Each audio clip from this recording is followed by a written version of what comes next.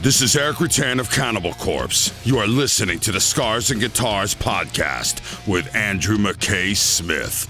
G'day everybody, hope you're well. Welcome to an episode featuring the great Mike Browning from Nocturnus or Nocturnus AD as they go by these days, and Morbid Angel. Now the catalyst for the conversation, it's twofold. I'm a huge Morbid Angel fan, so there was plenty of things I wanted to get to the bottom of, and I felt as though Mike would have the answers to many of my questions. Indeed he does. He really goes there here, and there's not really any topics that are off limits. You'll hear about the formation of the group and what happened when David Vincent got involved in the outfit and the changes that brought about. When it comes to Nocturnus and Nocturnus AD, we should have had a death metal band for the ages. And I think we do to an extent, but you'll hear why Mike was strong-armed into relinquishing the vocal role in Nocturnus AD. So Mike was the original vocalist and drummer, a role that he did concurrently in Morbid Angel, and he did that as well with across the first Nocturnus album, The Key. And then for Thresholds, he was strong-armed into bringing in a vocalist, and it changed everything. More or less broke up the band, actually. So we discussed that.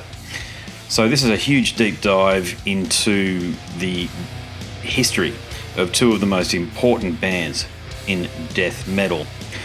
Mike's a tremendous fella.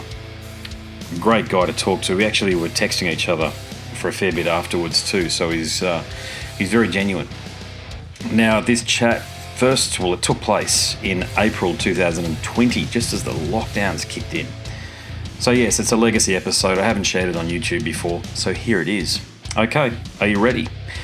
Here is the great Mike Browning. How's things been for you? I mean, you released that excellent. We'll get to, just chat about things in general to begin with, because you did release that excellent album last year, Paradox. I really enjoyed that album, by the way. It was an album that I own very few albums on cassette, but I really enjoyed listening to that on cassette for some reason over the MP3. It just has that quality. Yeah, yourself and Lee Harrison from Monstrosity, the album that he released too in 2018. I love both of those albums, actually, I've got to say. But mate, you're working and you're still putting out music, mate. So what's been happening in your world lately? Well, it's kind of funny. The thing about that album is, we've been doing the band for a few years now. When I changed it from After Death to Nocturnus AD. And we wrote our first song, and we actually played, I think, 5 or 6 of those songs when we played in Australia a few years ago. Yes. And some of those songs we had never even played out before, but we did 2 shows there in Australia and in the same place in 2 nights in a row. So we played 2 completely different sets on both nights. So we, in order to have enough songs to do all, Nocturnus and Nocturnus AD stuff only, we actually, brought out a bunch of new songs, that ended up on Paradox that some of them we had, literally just had written, so some of these songs that are on Paradox are a couple years old now, maybe even 3-4 years old. Mm-hmm. But then again, like the instrumental, we literally wrote that like the 2 weekends before we went in to record. Sure. And we didn't even really have a formulated, really good version of it that we had practiced, when we went in the studio. We just kind of winged it and added to it. So some of the stuff on Paradox has been around for a couple of years, and then some of it was like, brand new. Basically like 6 of the songs we've had for a little while. And then like the other, basically 3 were really new. Yeah. Okay. But, look. No, it's a killer album. Yeah, you're right, you go. I was just saying, lately we haven't been doing anything. The last couple, we usually, because everybody's got jobs and things like that, we usually only practice on Saturdays. So the last 2 Saturdays, we haven't even gotten together with all the stuff that's been going on. Yeah, fair enough. Yeah. It's. I thought it was. Look, as an album, I thought it came from out of the blue, to be honest with you. I mean, I knew you were kind of active, but I didn't realise that you had another album in you. And I thought it was I actually think it's a classic album from in your pantheon of work, which is really saying something. We'll get to all of that eventually, but it's definitely one of my faves of the past few few years. But do you think that the album, did it reach the ears of people like myself, dyed-in-the-wool Morbid Angel Nocturnus fans that really do appreciate the work that you've done? Do you think it reached, because you've got a global fan base, you're one of those fellas that does have fans all over the world, Eastern Europe, South America, Europe, Australia, of course. Do you think it reached all of the ears that it needed to? Well, it can always do better, but I think it did really well. Like I was kind of used to what we've been going through with After Death. I mean, we put out, a few demos, and then we put out the Retronomicon thing that was like a collection of all those. And, it sold a few thousand, and so I wasn't sure what was going to happen with this. I know we have like a base audience that's not huge, but it's good. Yeah. And so I was expecting it to do okay, but then it got released and just like took off like crazy. And all the first pressing of the albums, the cassettes, and the CDs are gone, and they were gone within like 2 months. And the record company was like, we weren't expecting this, So he actually had to do second pressings of everything. That's cool. Except for the cassettes. He wanted to make the cassettes, and funny thing about the cassettes is there was only like, I believe 300 of those made. And he wanted that to be a special thing. So, when I was like, what about the cassettes? He's like, no, I don't want to do another edition of the cassettes. So if you have a cassette, or if you can find one, that is going to be the rarest thing of them all. The colored vinyl, everything sold out like right away. And, especially the colored vinyl and stuff like that. And the CDs, he had to go into a second pressing of those, and he wasn't ready for all that. So, I mean, being over there, I mean, his biggest band was Portal, of course, on his label on Profound Lore. So, in fact, when we played there in Australia, I got to talk to the guys from Portal, and he was the one that told me how good Profound Lore was. He's like, we've had every label you can think of try to, say, hey, when you're done with Profound Lore, come to our label and do this and that. And he's like, nope. He goes, I didn't want to leave that label because they were so good, to us. And I thought, wow, that's saying a lot. These days, most people end up hating their labels. And to have somebody speak so highly of a label, when we recorded actually like 6 demo songs, and we only put one out just to see what would happen. And it took off like crazy. And we actually we put it on YouTube and on Facebook, and that was it. I didn't send even one copy out to a label. And we had like 7 or 8 labels write us right off the bat. And I kind of told some of them, well, we want this, this, and this. I wanted a video really bad, a 1-song video. And when I told most of the labels, dropped right off. Oh, well, we can't afford that. I'm thinking, well, if you guys can't afford a couple $1,000s for us to do a video, what can that's not good. But I didn't want to be on a label that had a 30-page contract either. And signed your life away and your songs away and things like that, So when Chris from Profound Lore, wrote me, he said how much he liked it. He was actually a fan of the old Nocturnus stuff, and he gave me his phone number, and we talked for like 2 hours the first time we talked on the phone. And every idea I gave him, he was just like, that's awesome. That's what you need. That's what you want, And so it was just like we clicked really well. And so far, he has done every single thing that he said he would do. That's great, mate. I'm so glad you found a home for your musical vehicle, because I think it's important that you keep making music.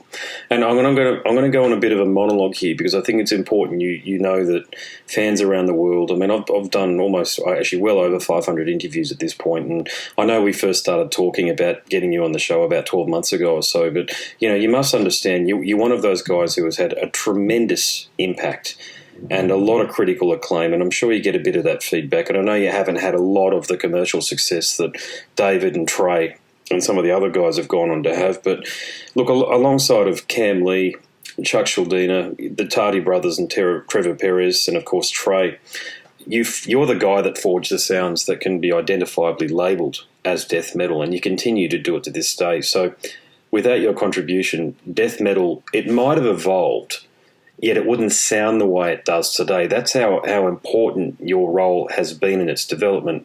Now, of course, that can be attributed to one album, which is 1986's Abominations of Desolation, with the nascent Morbid Angel. I don't think a lot of people realise that you had such a heavy hand in writing that album there.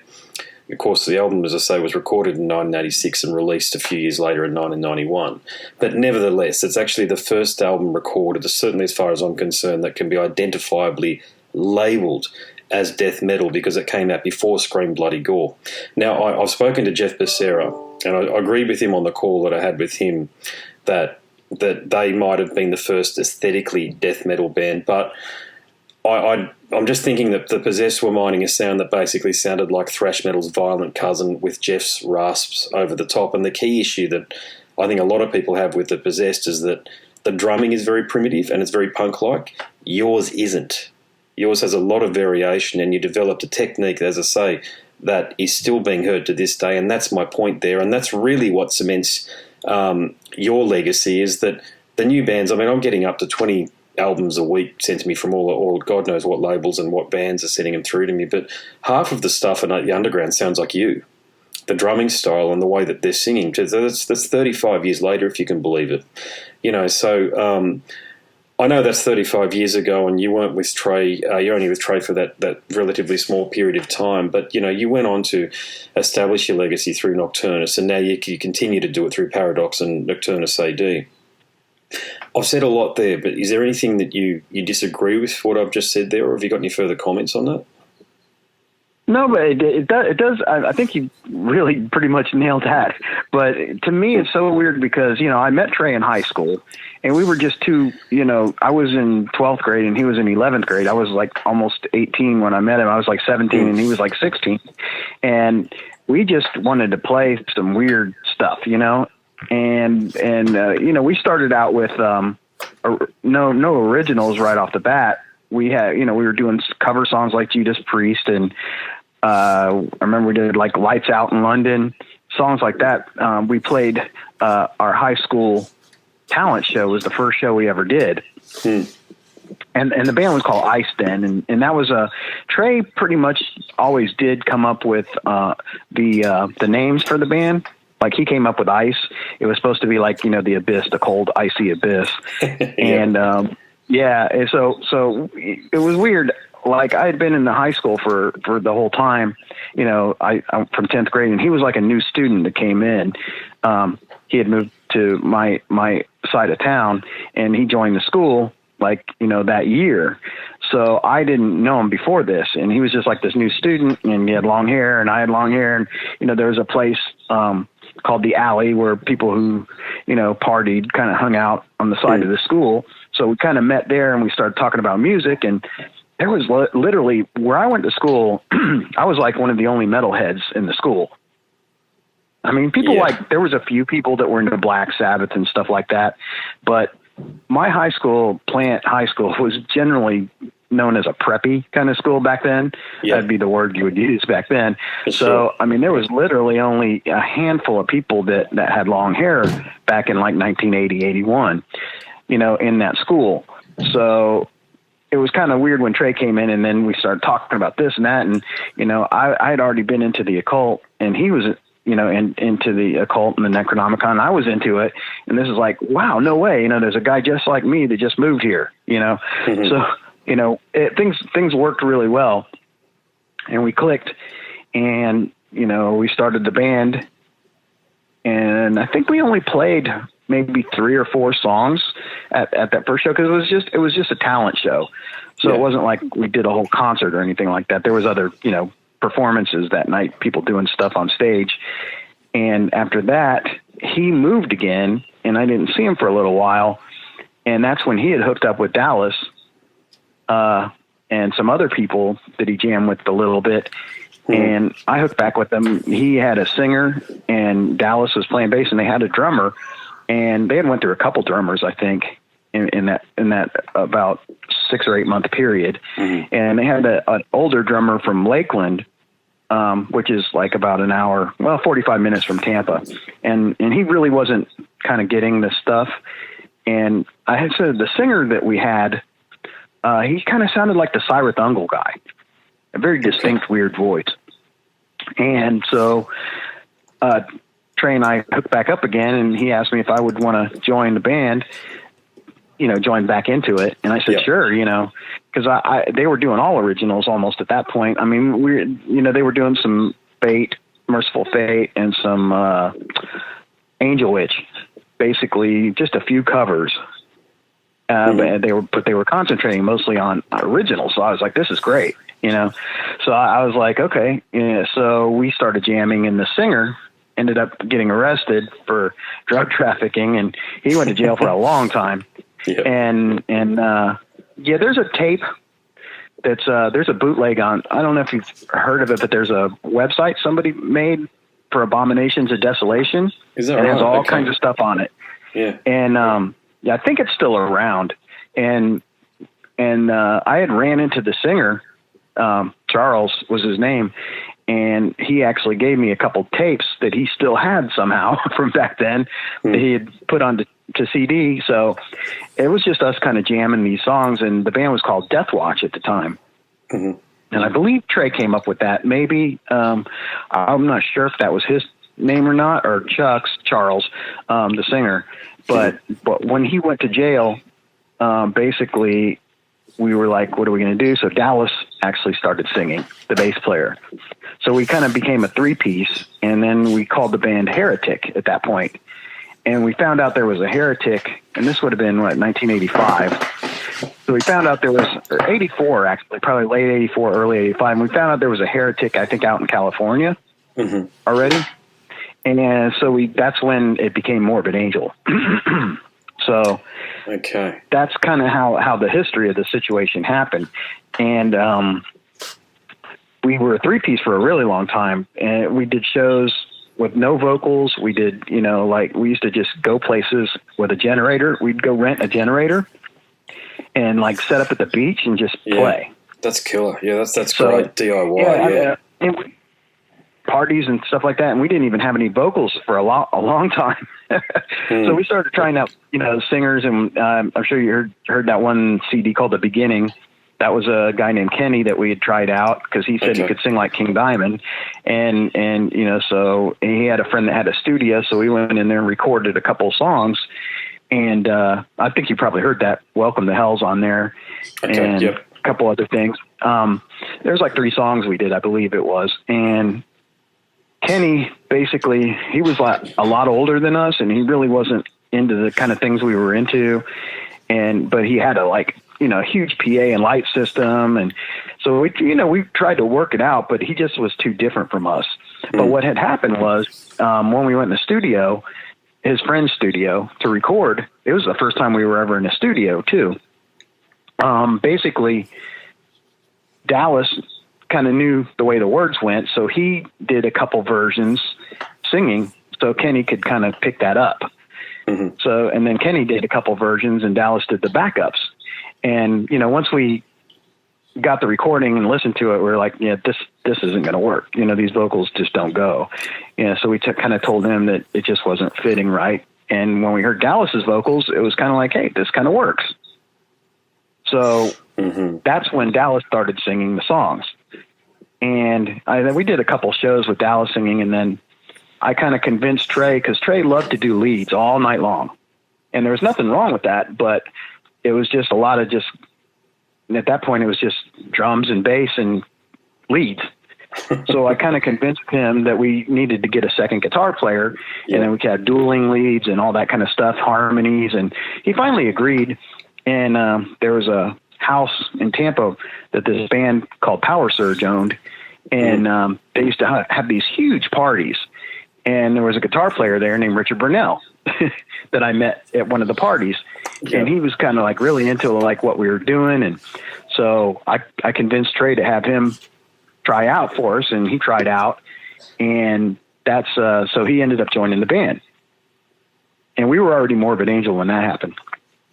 Okay. And we had a little bit of following, a local following then. So, Richard joined the band, and then he started trying to sing as well. So we were going to actually have like two different kind of singers. And there's the Power Company show. If you've ever heard that bootleg, that live bootleg, it was at a bar called the Power Company. Okay. They were both singing, but what would happen with Rich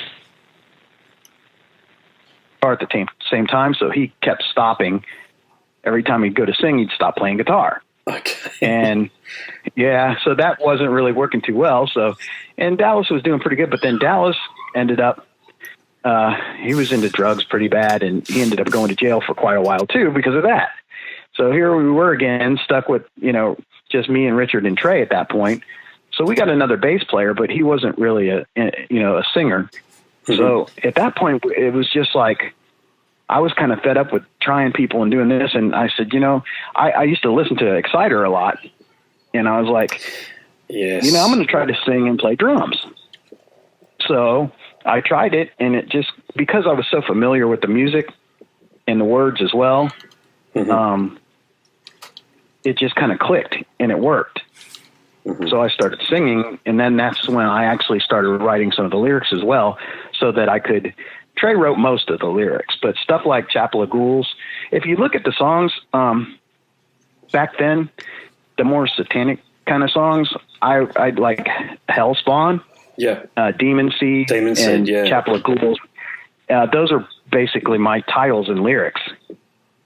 But Trey wrote some of Chapel of Ghouls, but like Hellspawn and Demon Seed, I wrote all the lyrics and came up with the titles.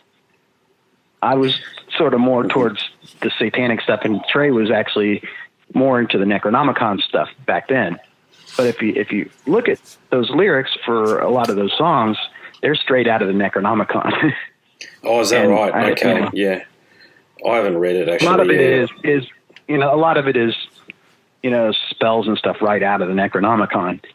So mm-hmm. We did that, and we had did a couple live shows, and I had a friend of mine that had moved to North Carolina from Tampa. He was Brandon. He was a singer. His name was Mike as well. And he called me up one day and said, "Hey, I'm in this band with this guy named David Vincent, and he's got a record label called Goric Records." So I was like, and he's like, he's looking to sign you guys, and he really likes Massacre a lot too, because we did a few shows with Massacre. Yeah, Cam Lee. Yeah, exactly. Yeah. Right. And so back then, David wanted to sign both bands. So he sent us, so we sent him that little demo of us, live, basically from the Power Company.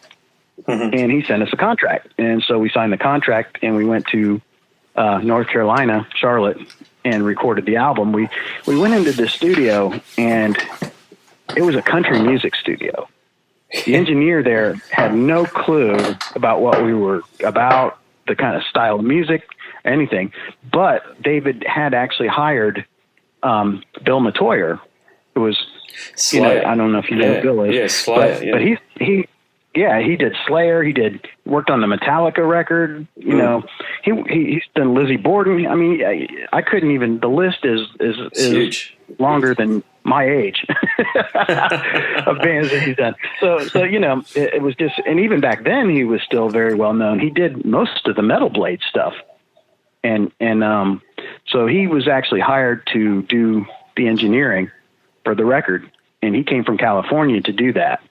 So we recorded the songs in like 4 or 5 days. And all of a sudden at that point, David goes, "Okay, everybody go home except for Trey, and we're going to mix the record." I'm like, "What?" That wasn't the deal. I thought that we were going to be there the whole time to do the whole record. Yeah, yeah. So all of a sudden, out of the blue, it's like, "Nope, you guys go home. You three go home. I'm keeping Trey here by myself, and me and him and Bill are going to mix the album." I was like, wow, okay. So that's what happened. And I'll tell you, when Trey came back, he was a different person. He was not the Trey that I knew when I left. It was very strange. And I had come to find out that David had just fired their guitar player in his band, and they were looking for a guitar player. David had a band, I think it was called Barren Cemetery or something similar to that. Mm-hmm. And like I said, my friend Mike was actually singing for David's band back then. And Wayne Hartzell, who played on the Thy Kingdoms Come songs, drums, he was David's drummer.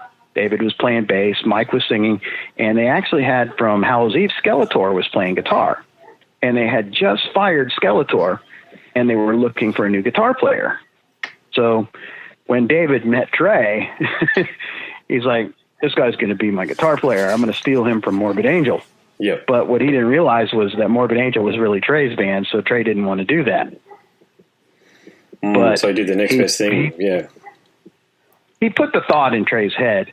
Look, I've got all this money. I've got a backer, has a ton of money.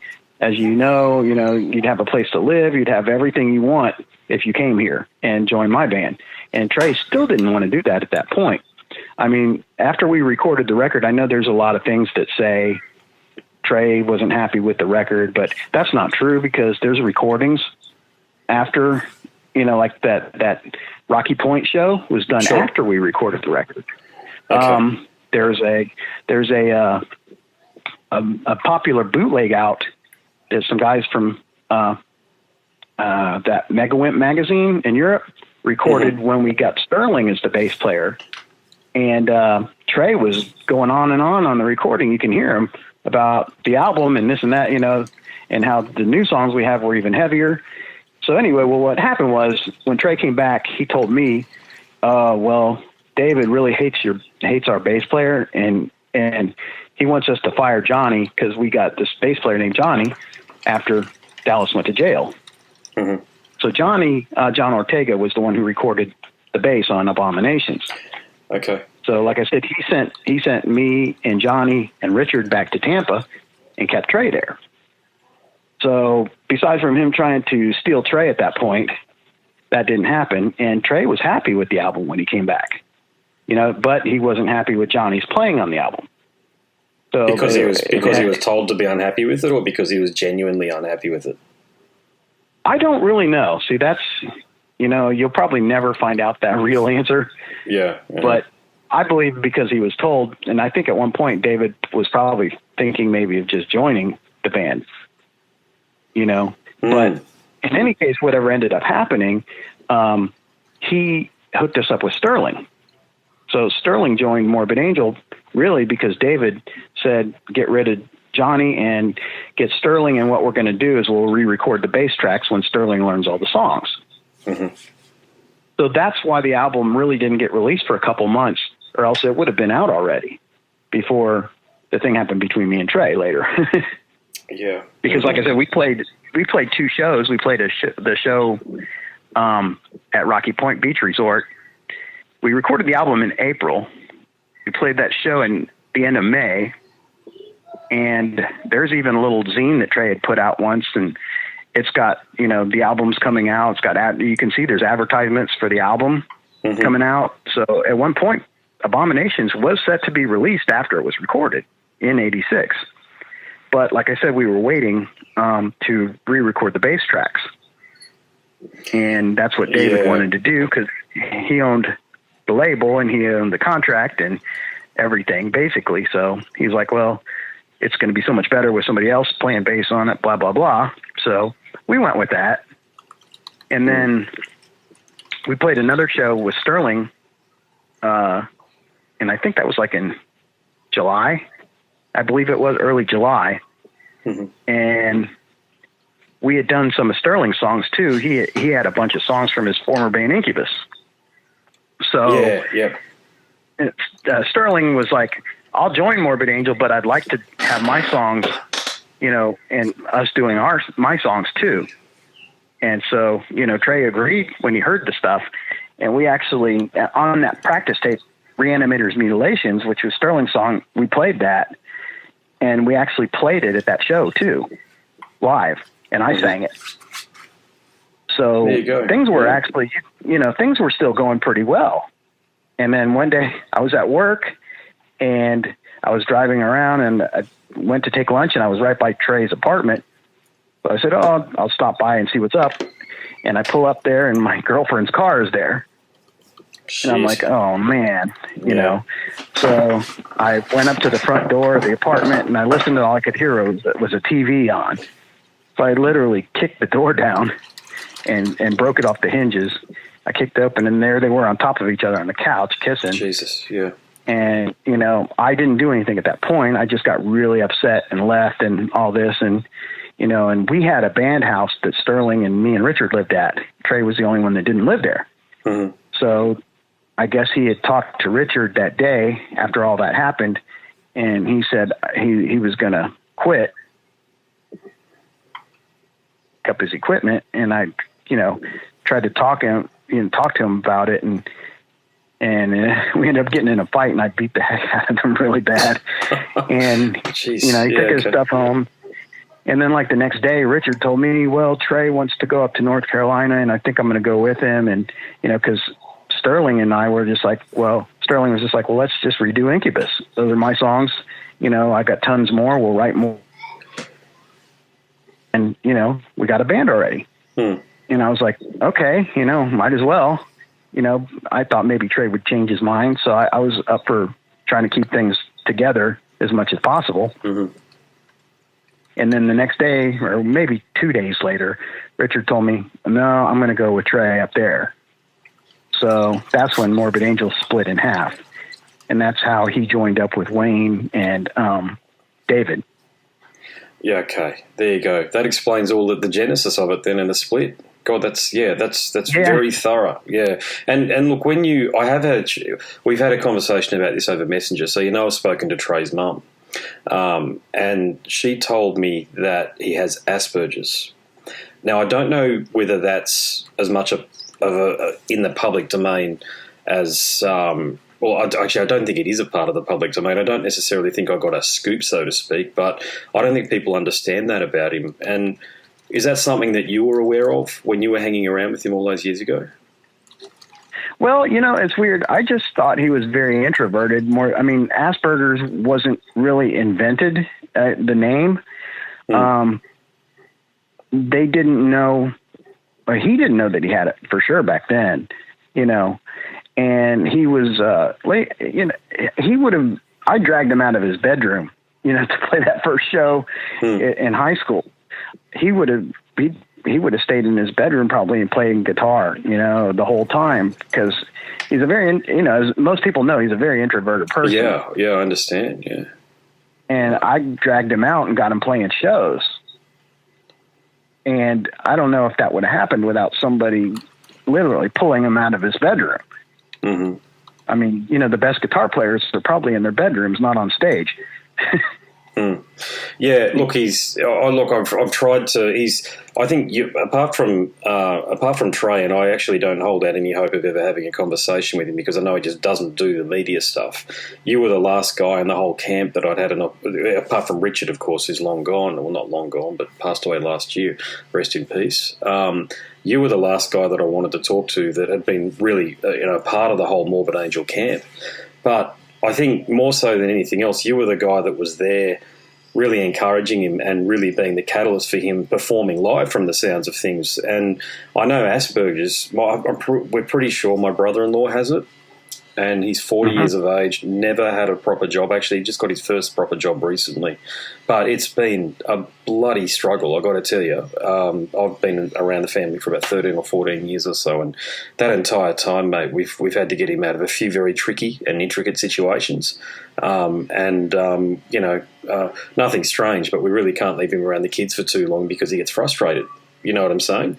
So right. It's very, very high maintenance being around him.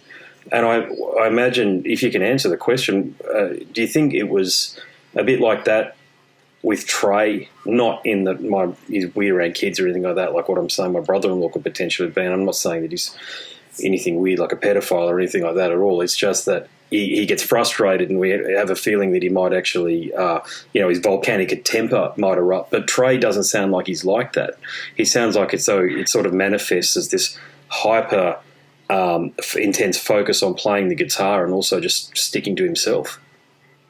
Yeah, I think you're totally correct on that. He definitely doesn't like go freaking out like all mad or anything like that, going to these rages or anything. He's a very calm person otherwise from when he picks up a guitar. I think if he didn't have a guitar, I don't know. You know, he I think he uses it as his outlet, which is great, you know, because he learned it to use it as a tool. Yeah, yeah. But I'll tell you, when he first picked up the guitar, he could play like that. You know, it was I don't know if it's got anything to do with him having Asperger's, and just being a little bit of a savant type of person, but he was literally one of those people that just picked up the guitar and knew what to do with it. You know, like there's people that sometimes sit down at a piano and just play it, and they never took a lesson in their life. Yeah. You know, Trey was that type of person. When he picked up a guitar for the first time, he kind of, I mean, I know he took some basic lessons, but he was like, he knew what he wanted to do from the beginning. You know, that was the thing about him. Yeah, I think he's been very blessed to have the mother that he's got too. That's when I had a conversation that went well over for an hour with her. We talked about a number of things that I didn't. We agreed that I wouldn't put on the podcast episode. Nothing too scandalous or anything like that, but they're things that are exchanged about family members. You don't want it as a part of the public domain. And as I say, rest assured, nothing scandalous. But I think his mother's been a wonderful support to him, and I think without her, I don't think he would have made the headway that he has. Through life. No. I mean, she's definitely helped him for his whole life. You know, I mean, he's been on his own only probably. He got married and was on his own for a little while. But when he got divorced, he went right back to living with his mom again. And I think it's the support that she gives him, you know, that comforts him and lets him be who he is. Because, you know, he's not the type of person that would want to work a regular job. And you know, I know when they first started with Morbid Angel, they worked at a car wash for a little while up there in North Carolina. I think all of them did. But that didn't last very long, you know, because they got a school bus and got out there and started touring right away. So, Trey was, you know, he never has had a regular job. So, you know, basically he just sits and plays guitar all the time.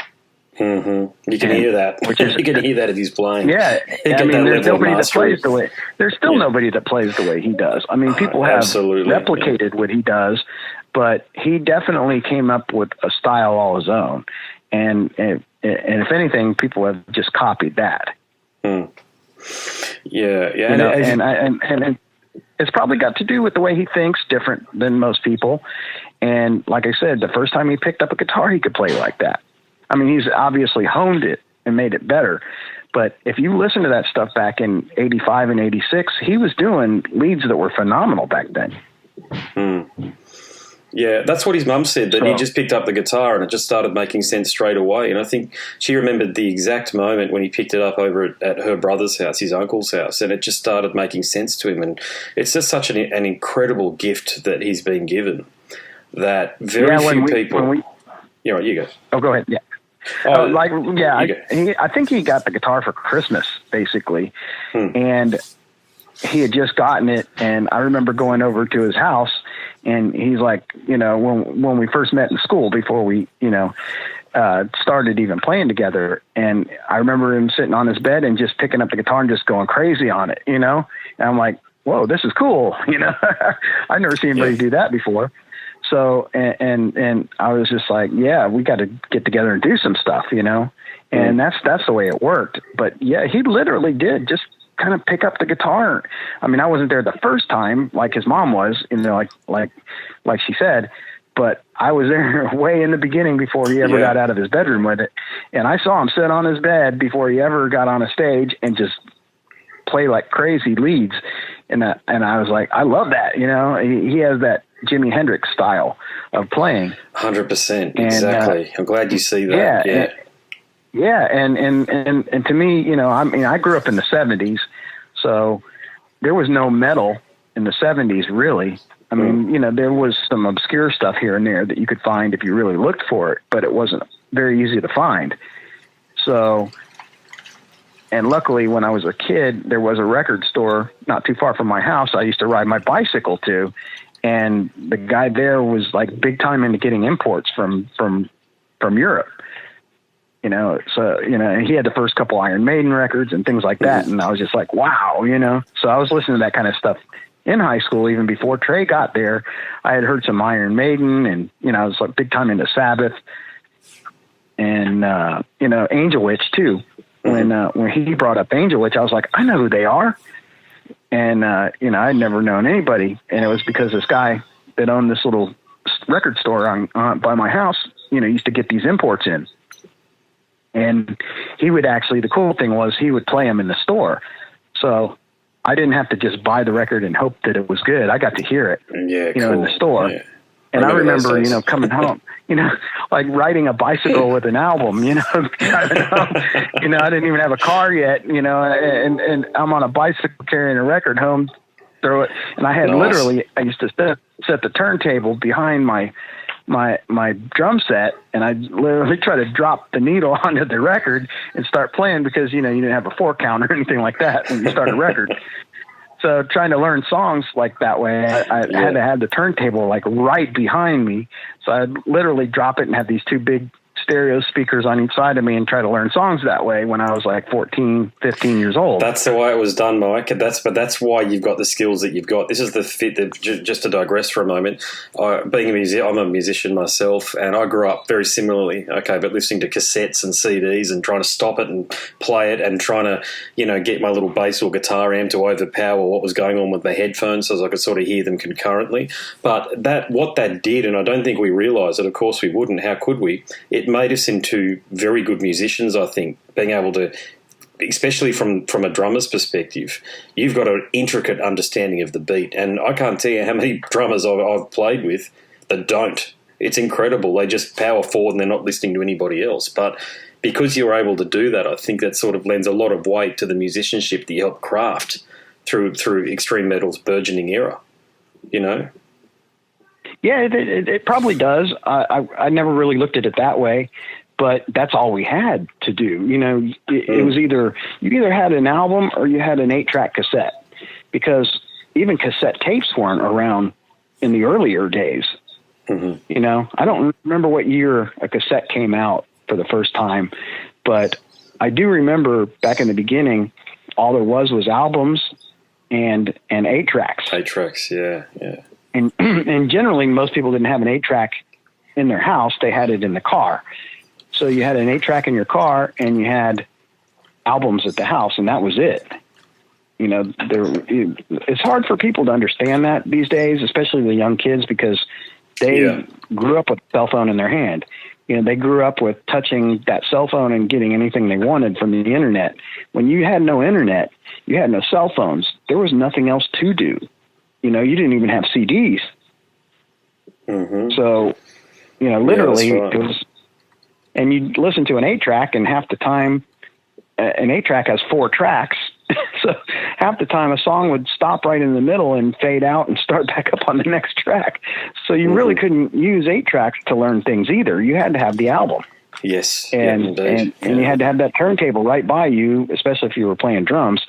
You know, you have to drop that needle and be ready to play with no 4 count or anything. Just jump right in and start playing. Mm-hmm. Yep. So that, you know, if you wanted to learn things, that was the only way to do it really back then. I mean, a few people did have reel-to-reels, but that was quite an expensive That was piece rare, of equipment. though. Yeah, very rare. Right, yeah. So, after the 8-tracks, then cassettes came out, and things started changing a lot, you know, and then, of course, it went to CD. But, back in the beginning, it was crazy. I remember, you know, being on my bicycle carrying an Iron Maiden record back home. Didn't even have a car, and, you know, trying to learn that record back then that way. Yeah. What about, just talking, this will be the last question I ask you about Trey, but I know he wore a Nocturnus t-shirt in the Gateways to Annihilation sleeve in the photo that accompanied the album. Have you had any meaningful contact with him? Like, would you say that you guys are mates these days? Well, it's funny. I mean, there was, you know, for a while we didn't talk back then.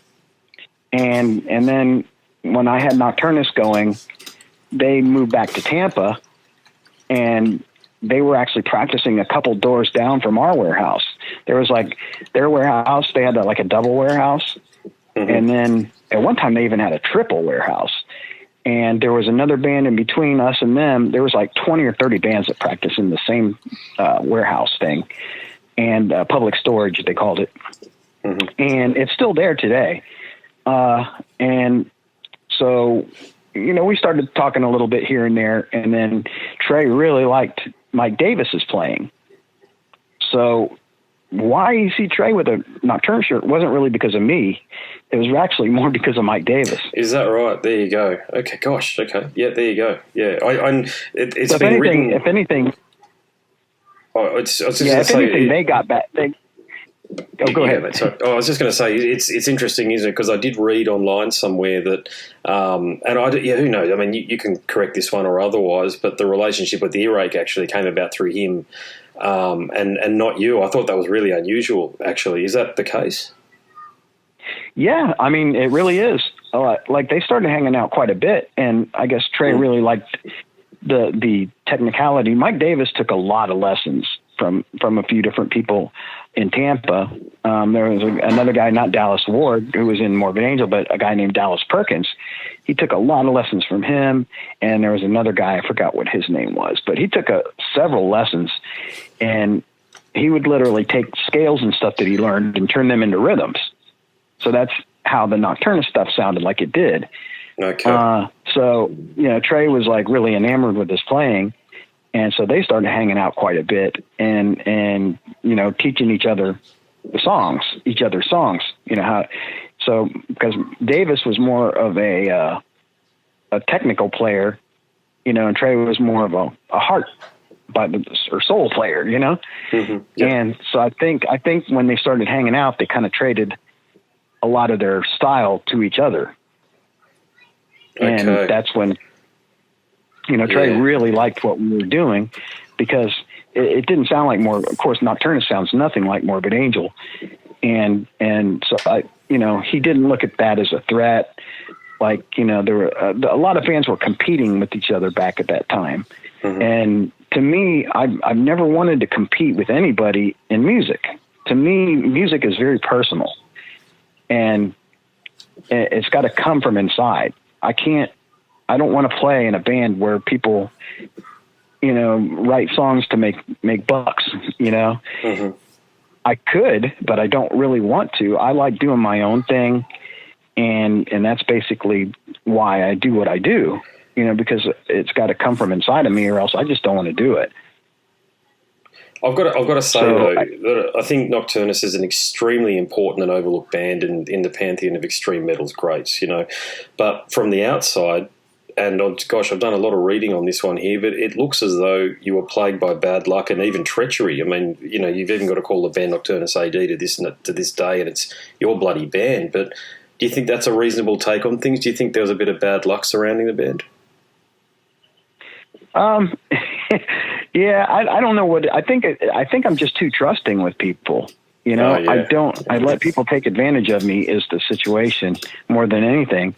I let people get close and they get jealous for some reason, because I don't. Because you've got talent. You've got a lot of talent. Yeah, I get it. I know this.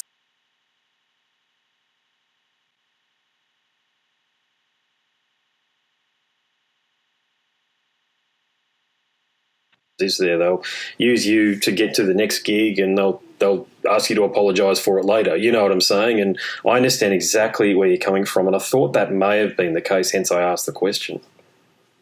Well, I mean, I'm not an amazing drummer. There's a lot of better drummers that can blast better than me and play. I'm kind of sloppy, but so is a lot. I mean, look at Jimmy Page as a guitar player. He was playing stadiums and messing up all the time. All the time, yeah. Mm-hmm. But that's not what it's all about. I mean, some people want technicality to where it's perfect, but to me, I would rather watch somebody get up there and play a 20-minute version of a 5-minute song and just jam like crazy on it than somebody go up there and play a perfect 5-minute version of that song like it sounds on the album. Mm. Yeah. I mean, a lot of people do want to hear what they have on their album, and they want it perfect. They want every grunt and groan and cymbal hit exact. But I've never been that type of person. I've always been, man, I want to, improvise a little bit. I want to be able to kind of like open the songs up if I want to. And it's so hard to do that. You almost can't do that with death metal. That's the problem with death metal. So I've always kind of been against trying to do what everybody else did and compete, because when you compete, all you're doing is trying to better something that somebody else has done. That's what competition is. When you look at competition, it's taking something that somebody else has done and trying to best it, whether it's speed or scales or playing ability. You're just copying what they did and trying to do it a little bit better. Competition has nothing to do with originality. Originality just is what it is. You either have that or you don't. I think in your case, you're absolutely right. I think for you, absolutely, because anybody that out there that considers themselves a fan of extreme metal, if they don't have the key, something's wrong. It's essential listening, in other words. Look, it's an album that it's raw, but it has an air of sophistication that wasn't present amongst other recordings at that time. You can hear it in modern bands such as Rings of Saturn these days, who are sort of borrowing a little bit of your aesthetic and the sound that you pioneered there. But what I think, and just to sort of further the point that I made about some of the bad luck, I think its promotion was hampered because you weren't able to extensively tour it. Now, I know you did the 30 or so dates in the US on the Grind Crusher tour, but I don't know whether you were able to really slog it out there in Europe, come to Australia, this sort of thing, in the same way that, say, Bolt Thrower or Carcass.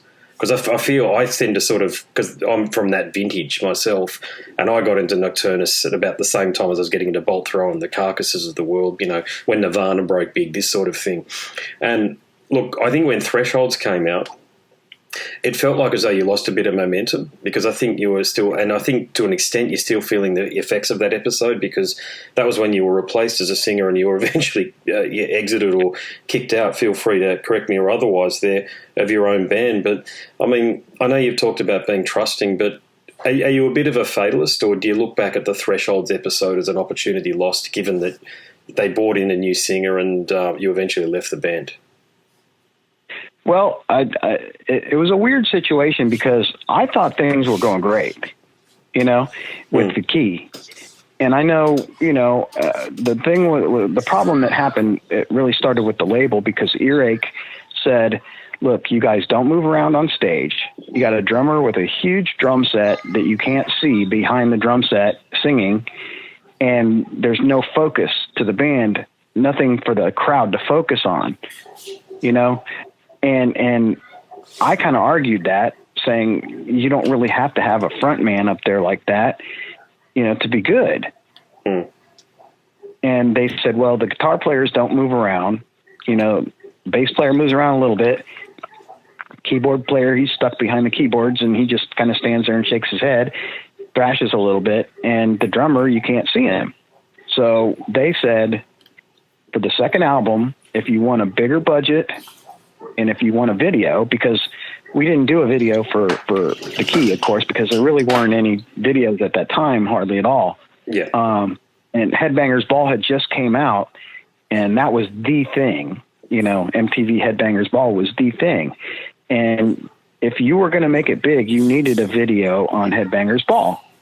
Mm-hmm. And Earache said, if you want a video that will be on Headbangers Ball, you need to get a front man. And you need, either you become the front man or get a front man and just play drums. So I was against it. I was totally against it. I had already, everybody knows the key has a story to it. Well, yeah, there's none of that story on Thresholds. But I was ready to continue the story for Thresholds when I was starting to write. So what happened was, the other guys in the band found out, oh, well, you can get paid more money if you write some of the songs. And the thing was, with the key, I never, even though I wrote, basically almost all the lyrics, Davis helped me with a couple of the songs because he had some ideas. And so, I used his ideas and filled in the blanks, on some of the newer songs. But the thing was, I had a whole bunch of ideas for the second record, because I was expecting to sing and play drums. I thought everything was going fantastic. We had done, a tour with Bolt Thrower. It went very well. we did the Grind Crusher tour that went really well. But then here's the label saying that we're boring live and we need a frontman. So, mate, was that Al? Was that Al Dawson or was that Digby Pearson that said that to you? It was Digby. He said it right out. He said, "Here's the thing. You had a $10,000 budget for the first record. You can have a $12,000 budget for the second record, or even maybe 13, or it's going to get cut in half if you don't get a singer, and you're not going to get a video." So they basically told us either get a singer, or your budget's going to be cut and no video. So everybody else was like, "No, we can't let that happen. We can't." And Dream Theater was starting to get popular back then, and everybody was like, "Oh, we want to be the next Dream Theater," because we were doing pretty well with the key, and everybody was like, keyboards. So they thought if we went with a singer and had I understand the methodology theme and got rid of the satanic element in the band and all this, that we would get huge. Basically change everything about the aesthetics. But change everything about the band that makes the band a success, and then you'll be more successful. God, we've heard that before. Yeah. And in theory, it could have worked, but we would have needed to get a singer that actually sang at that point to do that. If we wanted to take that type of a step. Certainly, we took that type of step when it came to the lyrics, as you can tell. The lyrics were completely different on Thresholds than the key, and nothing was continued from the key at all. Not even one song was continued. And, all my plans that I had kind of went down the drain. So I got very depressed at that point. I didn't really even want to be, and everybody, they got so greedy, they wanted to write lyrics. Everybody wanted to write lyrics. Lou, especially, the keyboard player, he wanted to write lyrics because he wanted to make more money. He wanted to split our royalties by who wrote what, and who came up with what. And that's not my idea. With the key was we all played on it. We all get paid equally, no matter what. If I wrote every lyric, I don't want to make 50% of that record. I'm still good with splitting everything 5 ways. And even with Paradox, we did that. Is that right? But I was going to say, you would have written the whole thing. I wrote all the lyrics on Paradox, and I didn't take 50% of the publishing, because I wrote, when you look at publishing and checks, the singer, well, whoever writes the lyrics could get basically 50%, and music is 50%. When it comes down to being paid royalties. But I didn't ask for that. I didn't want that.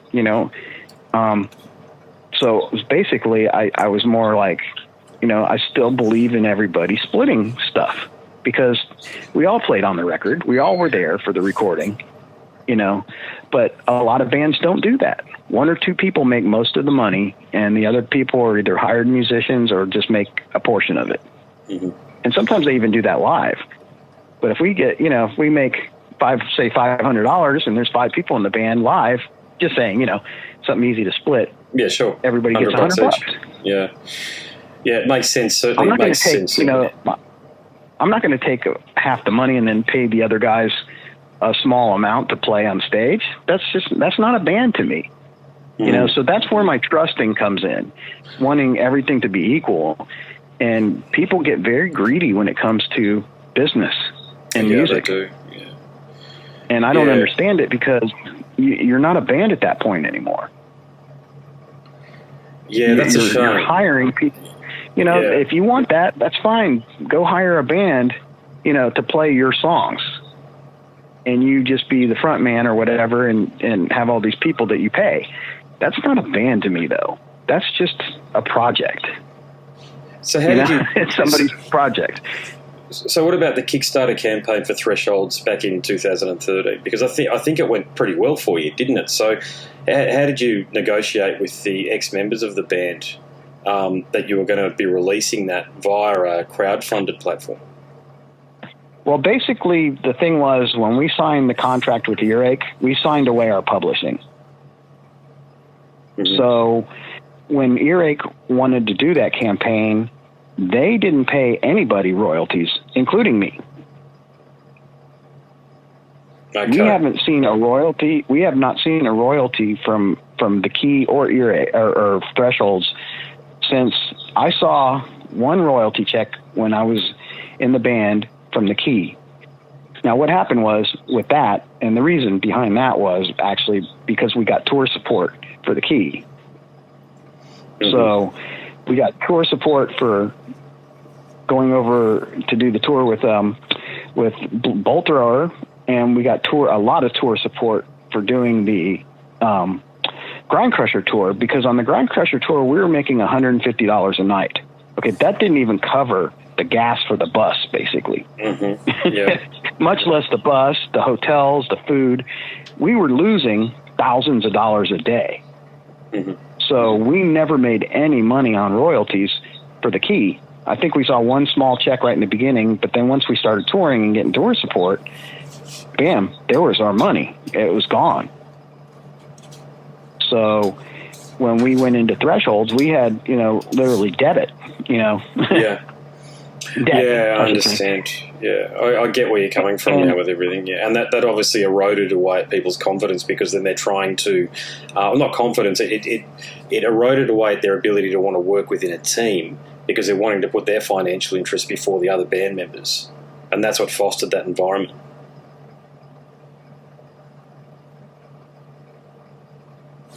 Hey, mate, can you hear me? They ended up, they never made any royalties because they were paying back everything. A lot of people think that people make a lot of money. I mean, I've seen, look up the wealth of, say, George Fisher from Cannibal Corpse. Sure, yeah. You'll see stuff that says he's a millionaire on the internet. Playing death metal and becoming a millionaire. Yeah, it doesn't happen. No. Exactly. And people think just because you're playing, like, say, Trey and David, they're not millionaires, but people think they are. But it's not that way. You have so many expenses, and tour support really killed a lot of bands back in the day, because labels were giving it out like candy, and because they wanted their bands to be out there, And when record sales fell off because of bootlegging and the internet, basically nobody was making any more money on records. So labels had to stop giving tour support because they started losing money. Mm-hmm. Yeah, indeed. Yeah. What did you think back then with Nirvana and Pearl Jam and all of those bands coming in? Do you think that because my own take on it is that they helped open up a lot of doors for extreme metal, especially with Morbid Angel going onto a major label in 1993 via Giant, which I think is a Warner Brothers imprint. But do you think that those bands, they helped you guys? I don't know. It's a strange thing, because I never really got into that kind of stuff. And to me, I always liked Black Sabbath and Dio, and those bands always made money. They were big already. They were on major labels. So I kind of never really looked at Nirvana and stuff like that in that sense, because to me, I already saw bands that I liked that were heavy, that were making lots of money. So to me, I always kind of thought it's possible to do this and make money, but that wasn't a goal for me. For me, the goal was to make something that I liked to listen to, and that I was pleased with, that I could throw some headphones on and jam out of my brain to. I've always had a job, so I've never really worried about paying my bills by playing music. And so to me, that was never even a factor of... What do you do for a living? What's the day job? I work for the water department in Tampa, and I've worked there for...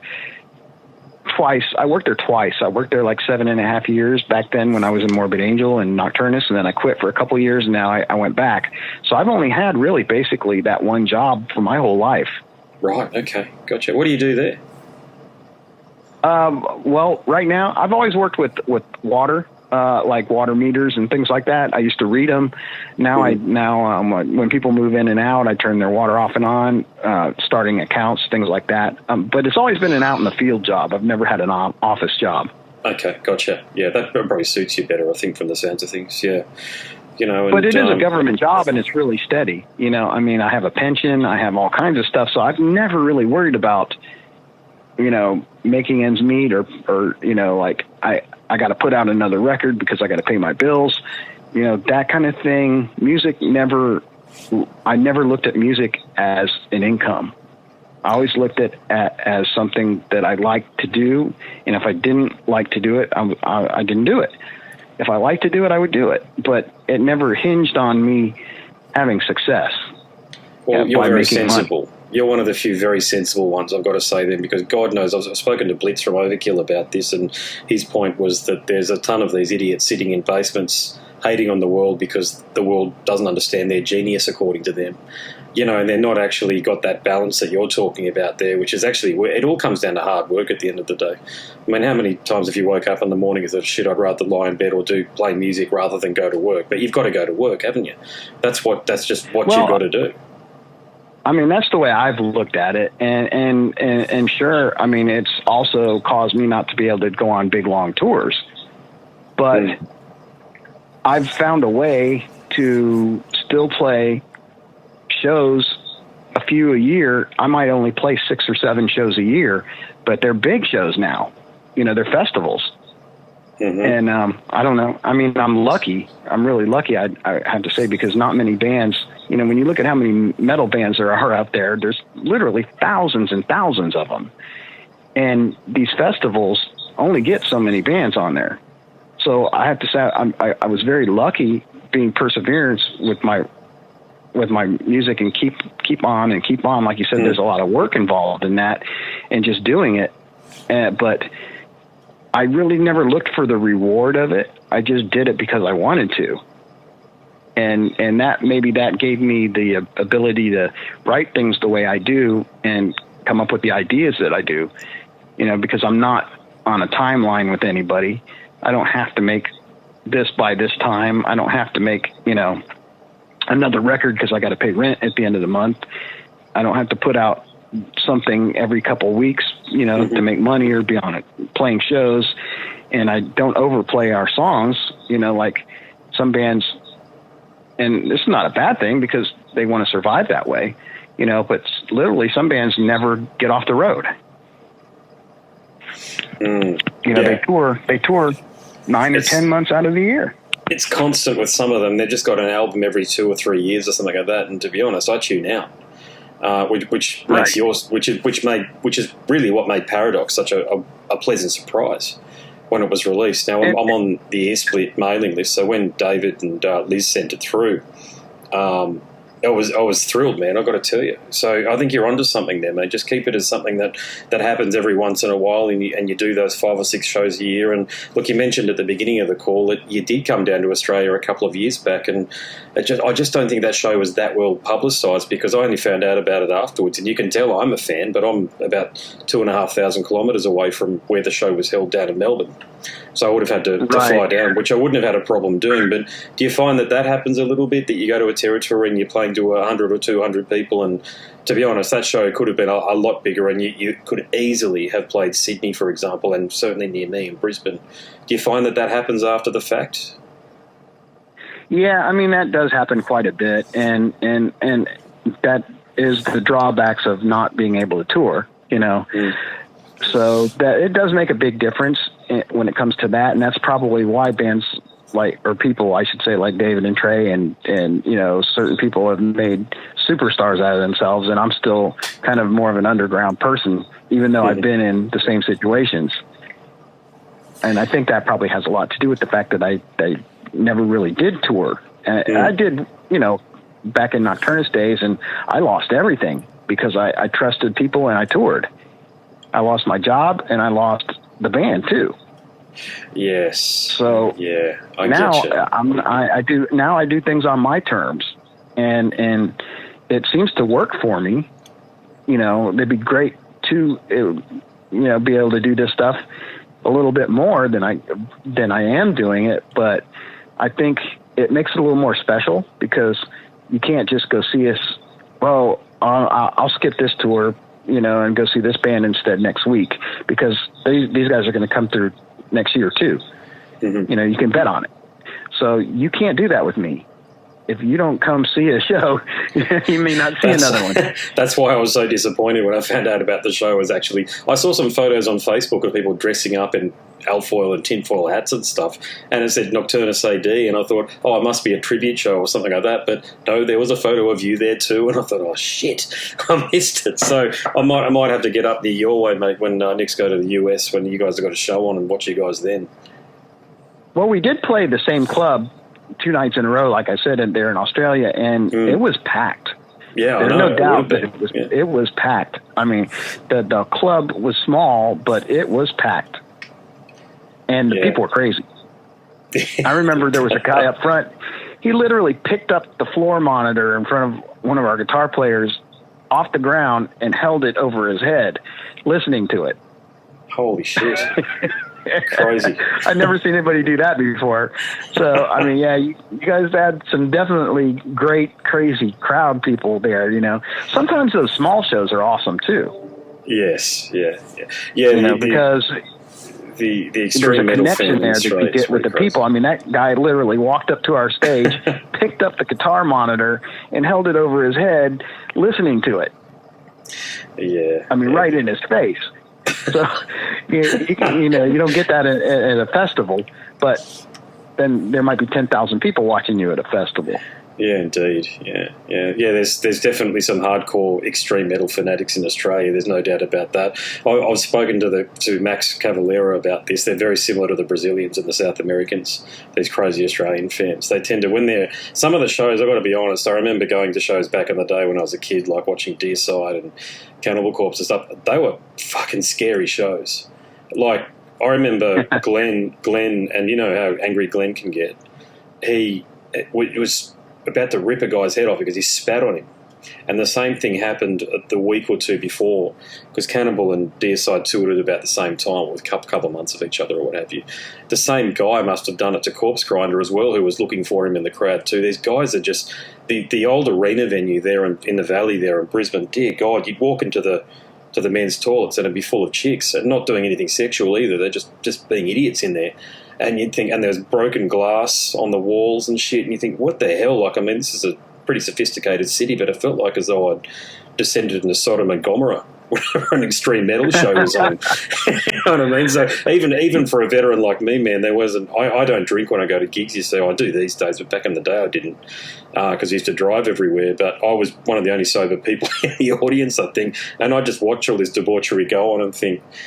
I never questioned my love of the music. It's always been there, but I think I don't know whether I want to go to these shows anymore, because I feel like as though I'm going to something might happen to my very life. Well, that's the thrill of it all. You know, that's what makes it what it is. Yeah. Hey, what about Richard Brunelle? Unfortunately, passed away last year. But did you have much to do with him over the years, like post Morbid Angel? Well, yeah. The funny thing is, we hooked up a couple of times when I had my old house about 10 years ago. We hooked up, and he actually came over 3 or 4 times, and we started playing together. And we were going to do a band back then, and cool. he was just going back to college and trying to get his stuff back together, and he was starting to fail in college because he was taking engineering. His brother is an engineer, and it was going to give him a really good job if he could get the license, from going to college, the accreditation and everything. Sure. Yeah. And he started kind of failing the classes. So he was like, once I get through with this semester, let's start jamming again. But I need to take, I got to concentrate on this. So we didn't do anything at that time. We only got together maybe 4 or 5 times. And it was he was doing some weird kind of stuff. It wasn't really anything like Morbid Angel, it was some stuff that he had. And so kind of like we started jamming a little bit. And I mean, he kind of had lost his edge that he used to have when he was in Morbid Angel, though. He was very beaten down by Trey and David and drugs. And it took a toll on him. Yeah, he wasn't the same person he used to be. He was very, Oh, it's hard to explain. He was just beaten down by society, basically. Yeah. And it was really sad, but he was trying, and then he got back into drugs again, and I didn't see him for a couple of years. And then I ran into him again. What's really funny is my daughter and me and my mom on a Saturday, there's this restaurant close to my house, like a little deli restaurant. We went there to go have lunch. And so we ordered the food and we sat down. So we're eating the food in the lobby there of the restaurant. And all of a sudden, Richard walks up to me, and he was working there, and he saw me up at the front desk ordering the food. It was a little deli.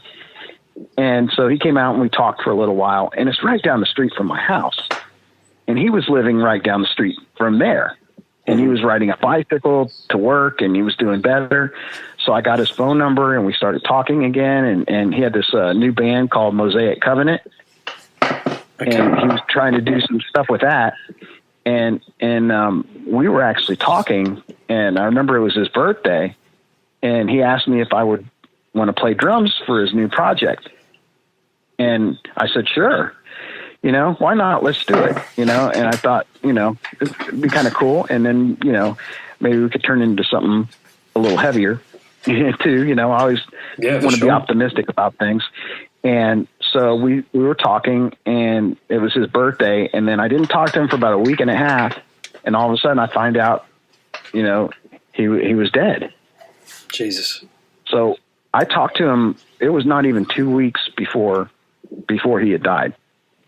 And the weird thing was, he was doing better.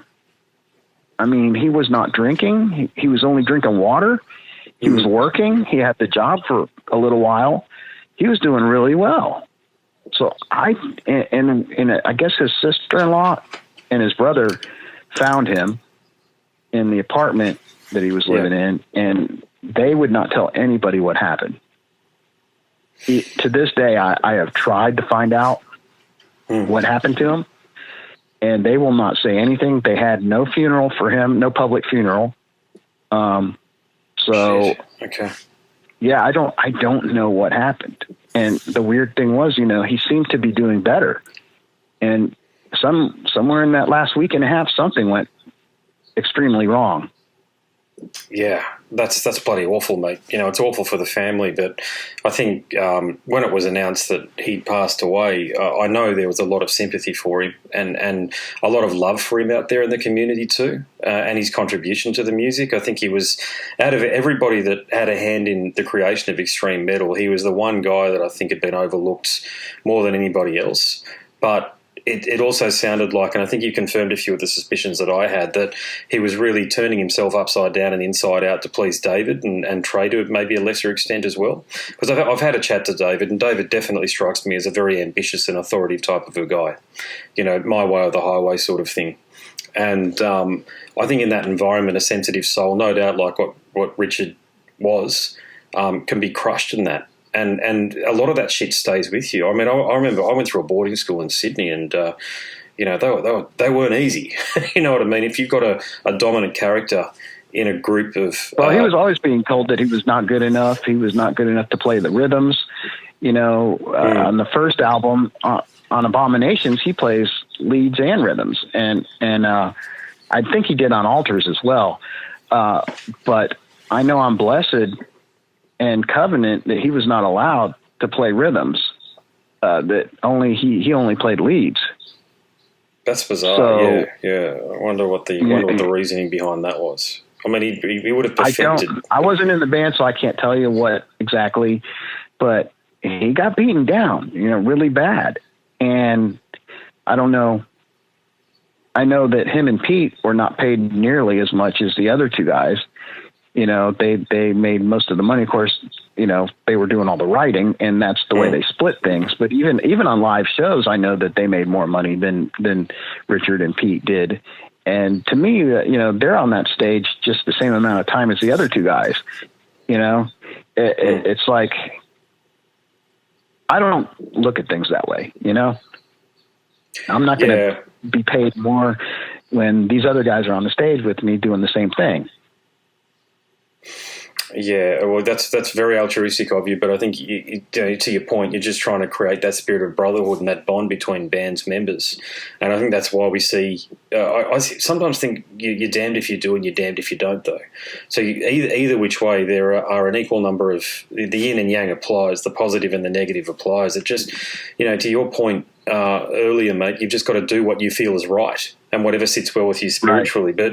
But I can tell you, mate, turning yourself inside out like what Richard was doing isn't going to bloody help you.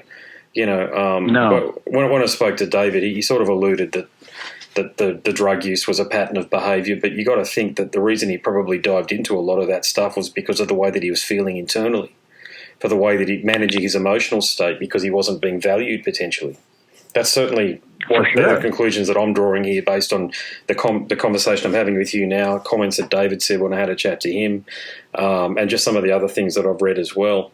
It takes I think, the other bloke, far more prominent that went through it was Jason Newsted. I couldn't believe the way that he was treated in Metallica. I mean, to be honest, I can't listen to Metallica to this day for that reason. It's the key reason, and I hope Robert is really looking after his own, got his own back in that band, because Robert's a tremendous musician and bass player, Robert Trujillo. But Jason was just treated like shit in that outfit, and he was called gay and all sorts of things by the guys. Of course he isn't, but it was done as a way to sort of keep him in check, because they. Who knows? The legend of Cliff Burton is like the legend of Kurt Cobain and Randy Rhoads. I mean, we'll never really know what the character really of the guy is, because it's been turned into something bigger than. It's a myth, it's a legend, at this point in time. But poor old Jason, I think, really copped it in that band. And I saw a recent photo of him. He doesn't look that great himself. It could just be age, but you got to think there's a lot of that stuff that he's kept internally, emotionally. Yep. And he's internalised his emotions whilst he's dealing with all this shit, just telling himself, well, I'm in the biggest heavy metal band of all time, like it or lump it. But it doesn't work that way. We're all people, and we've all got, in my case, mate, we've got kids and stuff, mate, and our emotional state really needs to be kept stable for them. So I've left plenty of bands before in the past where I thought there was a power imbalance, or there's somebody that was just being a rude dick and just prioritised the music over congeniality between band members, and they're bloody awful to be in those situations. At least in Jason's case, he played on black. So at least he gets those royalty checks, no matter how small a percentage he might have taken.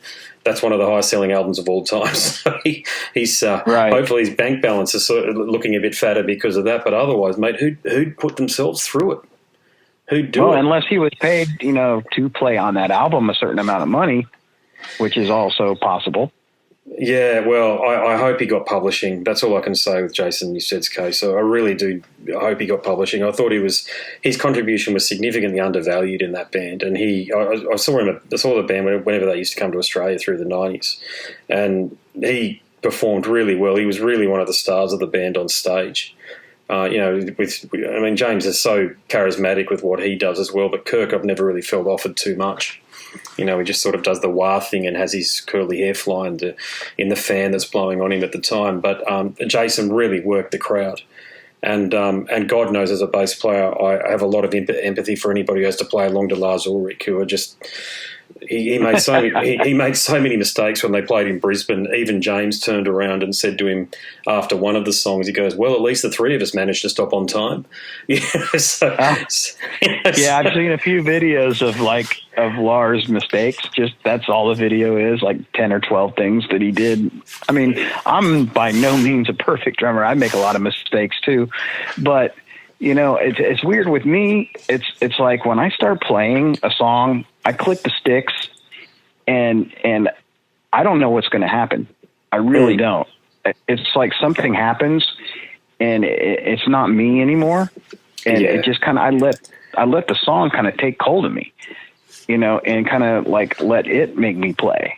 It's a very strange thing. Like in between songs, I don't, you can watch bands and you'll see they go on tour and they say the same things between every song. They say, "You're the greatest audience," to each audience. Yeah. They tell them they're the greatest and this and that. I don't even know what I'm going to say in between songs half the time. When I get up there, it's just like it's chaos. It just like I click the sticks and just go, because especially with the way we play these songs and playing drums and singing at the same time, if I stop to think, I'm done. Yes. I don't have time. I have so many things going on all at once. I have 5 things going on, 2 legs, 2 arms, and a mouth.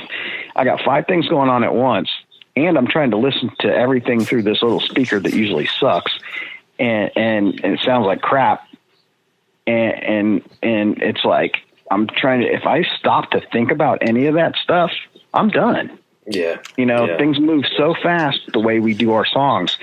And we usually do end up playing, faster, even faster live.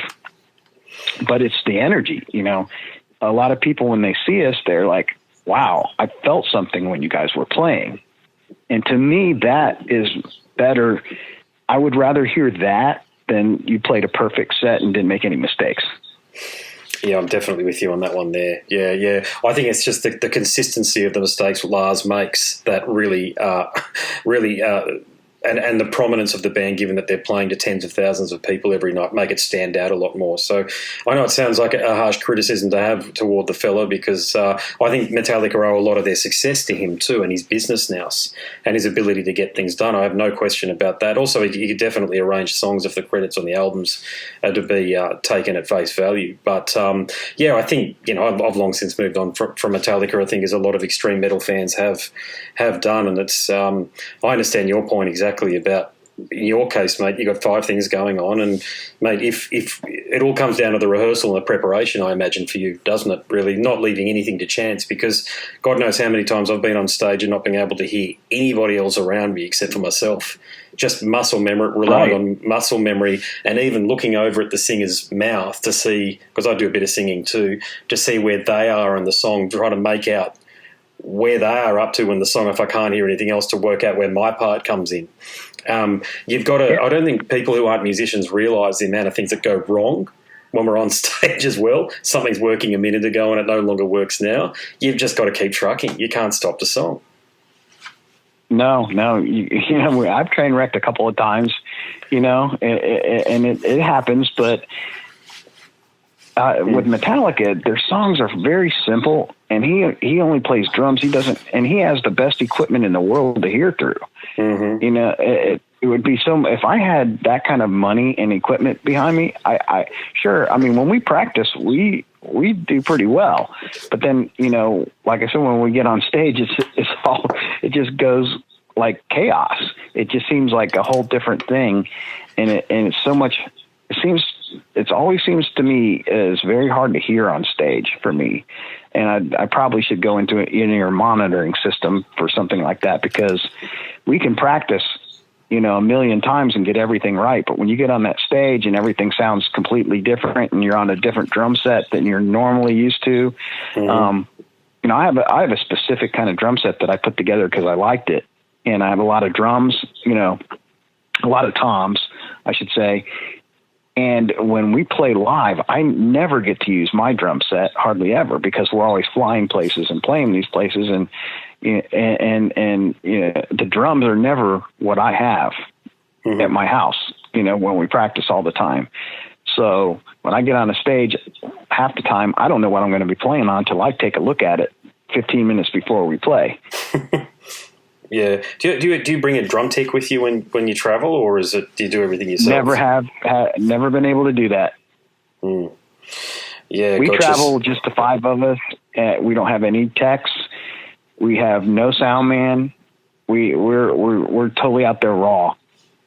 When I play, when I go places, I bring my sticks, my cymbals, my pedals, and my headset mic, and that's it. That's right, because that's what you sing through, isn't it? You're one of the few drummers that uses the there's very few singing drummers, as we know, but especially in extreme metal. But I like the way you use the over the top microphone, the headset mic that you've got there, because I think it allows you to focus on the drumming. It certainly looks to me like as though you can focus on the drumming a bit more. Yeah, you definitely can, because I remember on the Grind Crusher tour, I had a microphone that needed a phantom power, and one of the places we played did not have phantom power. So they set up a microphone in a stand for me, and I tried that. It was terrible. Trying to reach that microphone, and they had it on this big boom stand, and they literally had a guy like pushing it over to me every time. I'd look at him like when I'm about to sing, and he didn't know our songs, and he would literally like swing the mic around for me to start singing, and then he'd pull it back away because they didn't have like the right kind of boom, like one of those weird ones that you'll see some drummers use. Yeah. And one time, like he pushed the mic up and it hit me in the tooth, and I'm like, trying to play, and it was crazy, I'm like, this is crazy. So after that, I got a better headset mic that didn't need a phantom power. But you got to learn how to do these things. Yeah, I know. Look, I think I've tried to plan for every. I play up until recently. I used to play every weekend, and I tried to plan for every single thing that could go wrong. 2 guitars, 2 basses, 2 amps, 2 sides of the PA, basically mixed separately even sometimes, just so as though if one crashes, digital desk, it doesn't really happen, but the old analog equipment it used to all the time. And sometimes, especially in playing, we're playing just covers, by the way, so I'm not playing originals music, but the venue relies on you to keep on playing. So you're often playing 4 1-hour sets. So you start at 10 and you're off stage at 3 a.m. This sort of thing, the old, I just call it the treadmill, the old cover band treadmill sort of thing. And in that environment, the bar band set, and you really do. You have to consider every single thing that could go wrong. And I'll get this wrong because I know I've said it on the podcast before, but between my bass, this is just my bass, right? And going out the PA, I worked out there was something in the vicinity of 35 points of failure. Now, you don't want to think about that too much because otherwise you're planning for things that probably as a probability won't go wrong. But then when things do go wrong, you start thinking, oh, shit, where do I start? Where do I start with this? And it's not usually – with guitars, I find it's not usually too much. The problem with the basses is being active bass is the battery case. So the battery might work, but the battery case fails. So it stops connecting, and that can happen mid-song. I've had it all happen. I've stuck all sorts of things, lead pencils and all sorts of things in there to try to get it to work and just sort of compress it up against the back of the battery case so as the battery connects where it needs to deliver power. But you stop enjoying yourself, don't you? It depends where that happens in the set. If it sort of happens halfway through the final set, you don't really care that much because you're almost done. But if it happens halfway through the first set and you've got another 3.5 to go, you're like, oh, shit. Oh, my God. Well, I've never done, multiple sets in a night because I've never really done a bar band kind of thing myself. I've always just done a show, basically, where I get out there and just go crazy for an hour. So that's kind of like, but, like, say, sound check, you'll never have the same sound that you had at sound check. Yeah, it doesn't matter. You can sound check all afternoon, but once people get in that building and 3 or 4 other bands have played before you, everything is going to sound different than it did that afternoon. Mm-hmm. Indeed it does. And that's, you know what I put that down to, because I've done plenty of sound checks myself, just having people in the room and having them absorb the sound. The ambience is entirely different to when you were sound checking when nobody was in there. It sounds obvious, but the difference between the two is huge. So these days I literally just gave my PreSonus 1642 desk to my daughter's school because they didn't have one, and I've stopped doing a lot of my own band stuff because it's just too stressful and I just couldn't be fucking bothered, to be honest with you. I'd rather just play in other people's bands and turn up and have my Jack Daniels and beer and go home. But yeah, look, I just had presets organised for everything, and you know what? If the sound wasn't perfect, what are you going to do? Nobody's paying to see us. We're just a soundtrack to people's drinking and enjoying their weekend and dancing and shit like that. It's a bit different to sort of someone turning up to a Nocturnus AD show or even a Metallica show. Where there's an expectation that things potentially are going to sound as they did on the recording. Not going to happen. Right, for sure. Well, I think some people still do, but Yeah, and like I said before, that's the whole thing with death metal. People really want to see exactly what they hear on the record. Yes, I never understood that about the way fans. I mean, just stay at home and listen to the record. Then I'm a bit with you. Exactly what you said earlier in the conversation about wanting to open up the songs a little bit and reinterpret some of the stuff that you've already been playing for some time. I think that gives fans a more unique experience. But God knows, I'll never forget another quick story about Lindsay. What's his name? Buckingham from Fleetwood Mac. Watched them here in Brisbane at the entertainment centre, and probably about 20 seconds into Tusk, he puts his hand up and waves at the other musician. He goes, "No, we stuffed it up. Got to start over again. Let's do this. Let's go. Come on." And I thought, even at that level, Fleetwood Mac, God knows how many times they've played Tusk and how many times they've toured the world. And Lindsay's just a tremendous musician and singer.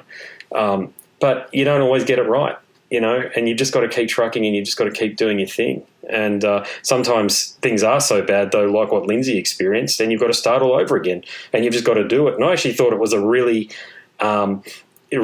special moment to actually experience, because I'd never seen that happen before from such a big band. Yeah, it's happened to me a couple times. It happened to me when we played our first really big show outside at Maryland Death Fest. It happened. We had practiced the set. It was perfect. Everything went really well. So we went out there and we played, and because we played a little bit faster, we got the set over with. And, we told Maryland Death Fest, we're going to play the key in entirety. Mm-hmm. So we did. And we finished the set, and okay, we're done. And then all of a sudden the sound man looks at us and goes, "You still got 5 minutes. You want to play another song?" And we literally had sat down, just honed the set, to make it sound good for Maryland Death Fest. So I'm like, well, what do we do? We hadn't planned on playing another song, because when you're in a festival situation, you kind of don't think you're going to do an extra song. If anything, you might get one song or two songs cut off. Yeah, exactly. So here we are. The guys tell you got 5 minutes. What do you want to do? I said, well, let's just do Chapel of Ghouls. Well, we haven't played that song in 2 months, So we start playing it, and then, and it's outside. Of course, this is when they had the outside stages, and it was really, really windy.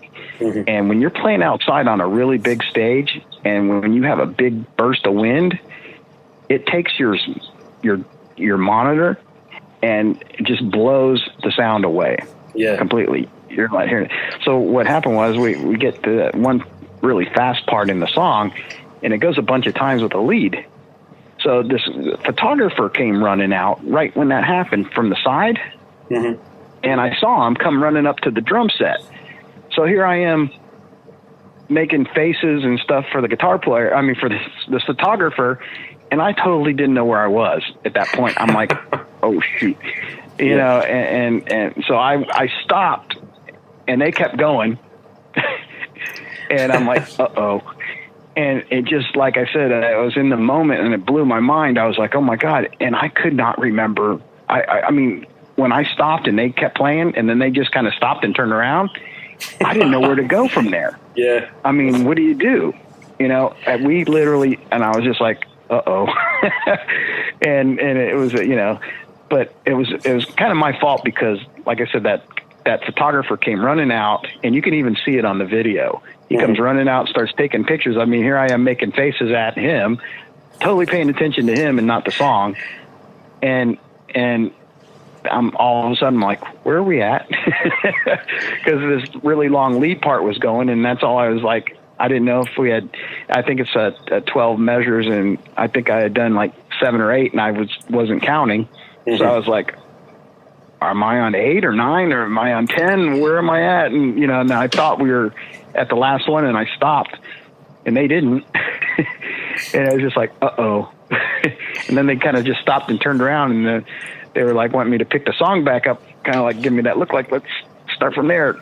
That really slow part, no, and yeah. I'm like, I could not think of what was next.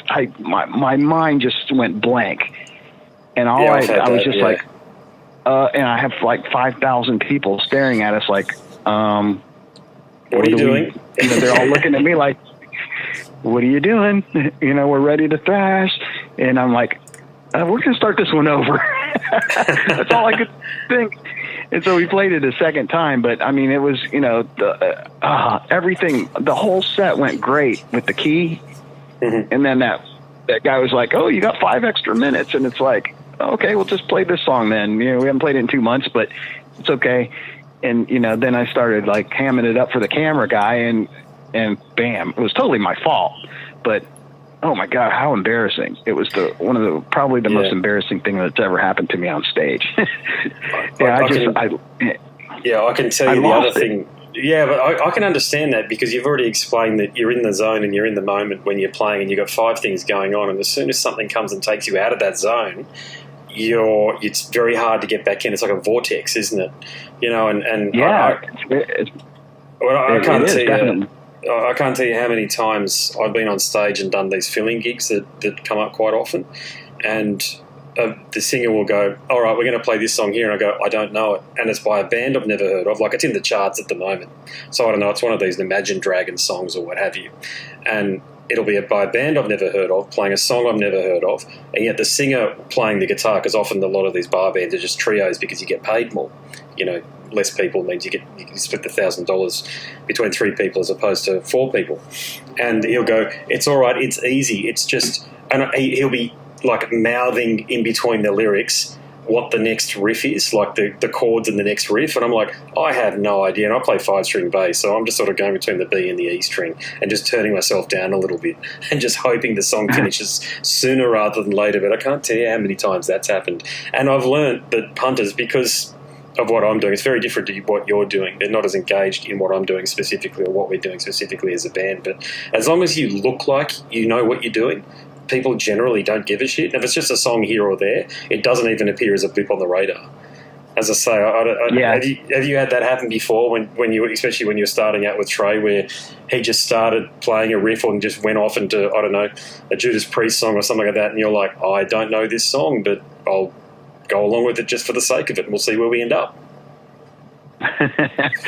Well, like I said, I've never really played in a cover band, so I haven't experienced that type of situation, but that's what, a couple times I've gotten lost, in my own songs. But basically, most of the time it's just because I start drifting off and thinking about other things, or something distracts me. And I don't, that's one thing I'm not used to having a drum roadie around or people around me when I play. Mm-hmm. And so I kind of don't like it.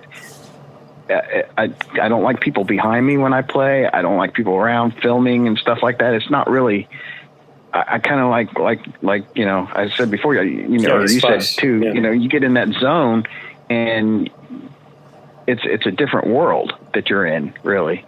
Mm.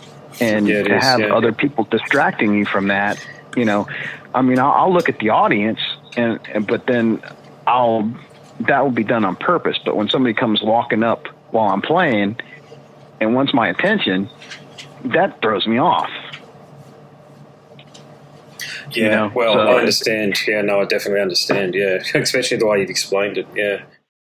G'day, everybody. Just a brief interruption. It was at this point I had to go and tend to my kids who were going a bit stir crazy because we were in the middle of lockdowns. Just keep in mind this chat occurred in April of 2020. Look, when the chat comes back in, it is dominated by topics to do with COVID and the lockdowns, but there's plenty of music discussion still to come. I've got 2 daughters aged 5 and 6, so the house looks like it's been turned inside out at the moment. Yeah, I'll tell you, I don't know, how long have you guys been in your lockdown situation? Really only since Monday, I think, like where we're talking like basically no interacting with anybody outside of immediate family is basically been the order. A bit more detail to it, but that's basically it, yeah. How long? Two weeks or so? No, just since Monday, so 3 days. Oh, wow. It's been, like, I understand, like, the problem is, like, in big cities like Sydney and Melbourne, people are panicking, so they're doing that bloody panic buy thing. And I think they don't want to risk, like, chaos, idiots fighting each other, which has already been plenty of images of that anyway. A lot of that comes from Western Sydney, those fucking awful images. Those idiot women fighting each other and stuff, over toilet paper. Yeah, so I think they just sort of looked at that, and Sydney and Melbourne both have about 5 million people in them these days. So if things go wrong, they're going to go wrong down there. Around us, mate, it's no dramas. People are a bit more self-sufficient, bit more. Right. Yeah. Where I am has I've been surprised.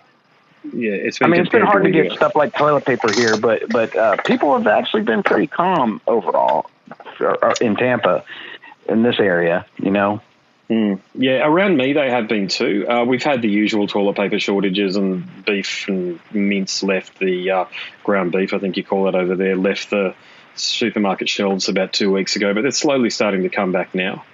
I think it's just a new normal, and I think we're going to be in it for another couple of months potentially.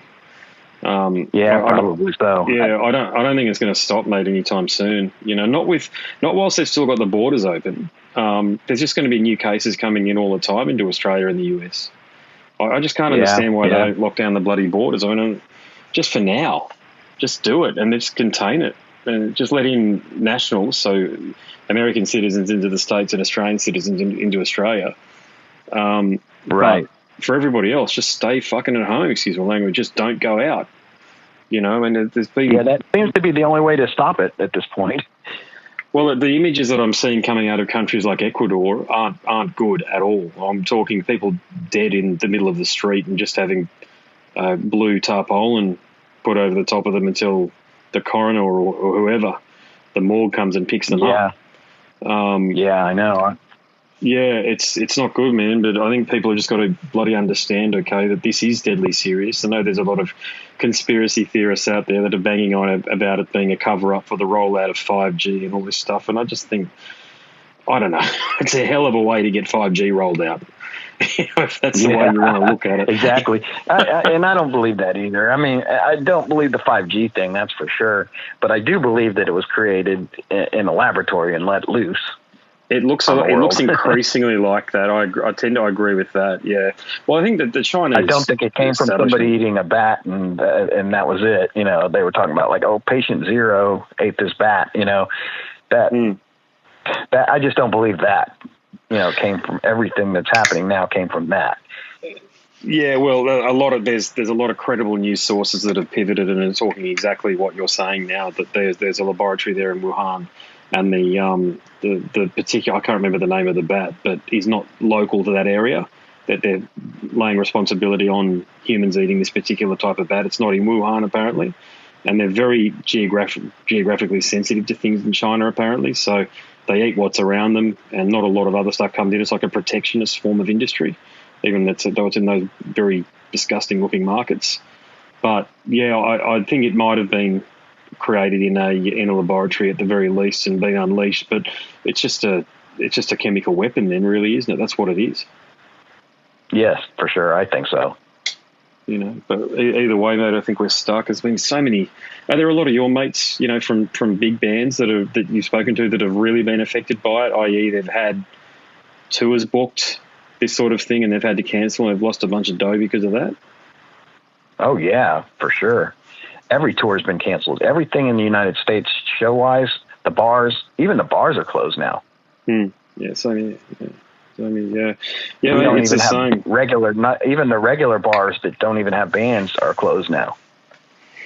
Yeah, nothing's doing, is it? The whole thing's just ground to a halt, and it's up to people to stay inside and not interact. I think that's how quickly we'll get over this. But if they and the thing is, I'm not into sports, but sports have come to a halt completely. You know how people are with football and and hockey and baseball here in the U.S. It's huge. Especially football. It's huge, and it has just come to a grinding halt. They're not having any more hockey games. They're not having any. Well, it's not football season anymore, but it's looking like if it pushes too much farther, there won't be any football season either. But, the baseball, hockey, all that's come to basketball, it's all come to a complete stop. And, they're starting to they were going to have games without people there and just televise it. Mm-hmm. And then the players started getting it. So now they can't even do that. It's crazy. Yeah. Sports is a $1 billion industry in the United States. It's huge. That most people, that's what they do. on their spare time is sports. Mm-hmm. Yeah, not that they all play it, but they go see games. It's one of the biggest things in the United States to do is go see a basketball game or a football game or a hockey game. That's what people do here. That's their biggest pastime, and it is gone. I mean, the stadiums are empty. Nothing is going on anywhere. No games, nothing.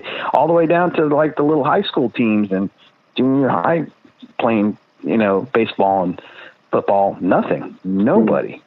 Yeah, it's the same here, mate. Yeah, the rugby league the NRL, the National Rugby League competition, was playing in front of literally nobody in empty stadiums for one round, just to try to keep it going. And I think a lot of people in North America started watching it. And I think AFL, our Australian rules football, started doing the same thing. But it wasn't going to last too long. The problem for us is we don't have the massive economies of scale that the US does. And I don't know whether our professional leagues are going to withstand it intact, meaning that if we do come out the other side of this and they can't play all for season 2020, I don't know if some clubs are going to survive because they need the revenue from audience attendance or match attendance. Oh, yeah. These guys make millions a year. Yeah, one person can make $20 million a year now. One player. So you imagine you have a whole team of players that are making anywhere from $2 to $20 million a season. How are they going to pay that with no audience? Well, I know over here what they're doing is they've told them we're only going to pay you we're going to pay you 15% of what you were getting paid before, because the clubs are going broke. Wow. And the game is more important than any individual player. So you can't just play. Forget contracts need to be ripped up at this point in time. They're not worth the paper that they're bloody, that the printer has printed them out on. They don't make a difference these days, because this is unprecedented is that word that keeps on coming up, but it truly is. There are whole segments of the economy. Our economy is very similar to yours, that won't recover, I don't think. And that's scary, because we've only been locked down for a couple of weeks, and with how long this thing is potentially going to go on for, the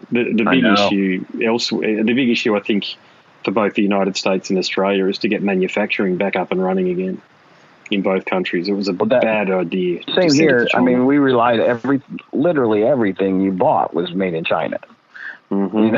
Over here, everything you looked at, everything you bought, made in China.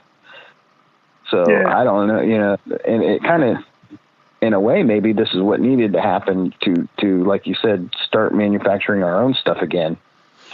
Yeah, it's a hell of a corrective. It's a correction, really, isn't it? That's happening at the moment. We've had, I think in Australia, we've had something like almost 30 years of, even with the GFC happening, almost 30 years of economic growth overall.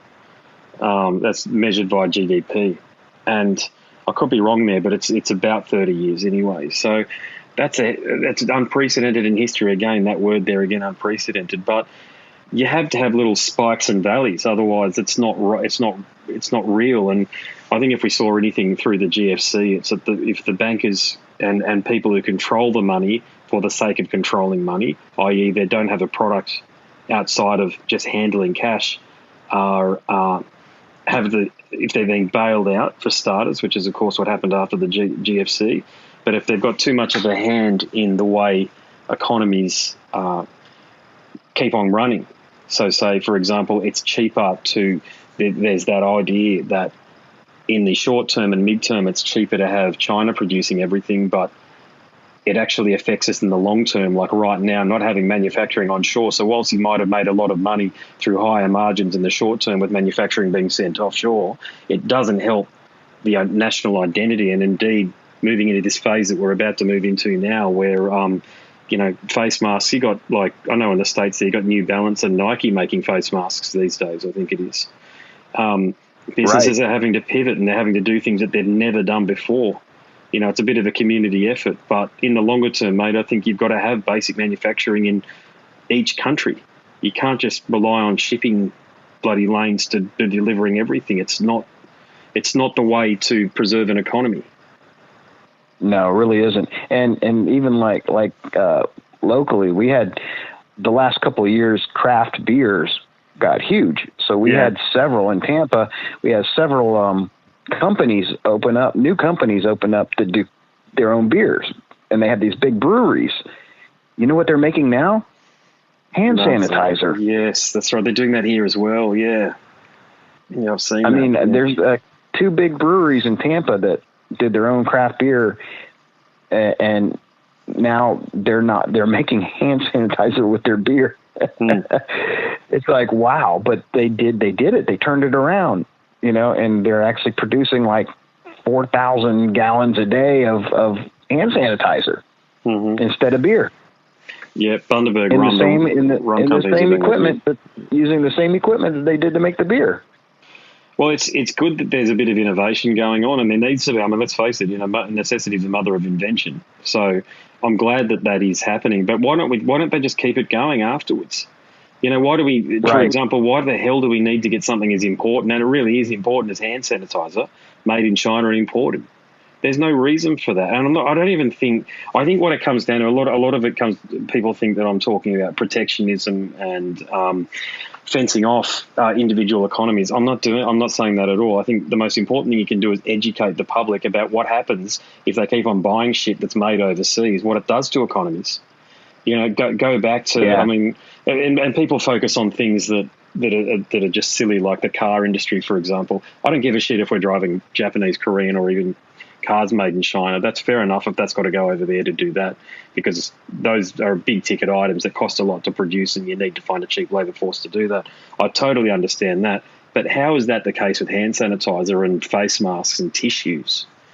Even tea, cups of tea, mate. Twinings tea. I don't know whether you've got Twinings tea in the States there, but tea is made in China these days. I'm talking like tea bag tea. And that never, I could tell you, mate, just about every tea bag, and I'm a prolific drinker of tea, peppermint tea in particular. There's only a few companies that make it in Australia now, and they've got very small boxes that, of course, dollar for dollar on the tea bag itself are probably double or triple what Twinings are asking people to pay for because it's made in China. But I'm not going to do it, mate. Right. I'm going to focus. I know it's going to hit my hip pocket a bit more, but I'm going to support local industry from now on. I'm going to do everything I can to do that. And I did try to do it before, but was pretty lazy about it, to be honest with you. But I'm not going to be that way again. I'm not going to be complacent about it ever again. Well, plus, like you said, most people didn't realize the impact that it was causing by not doing it.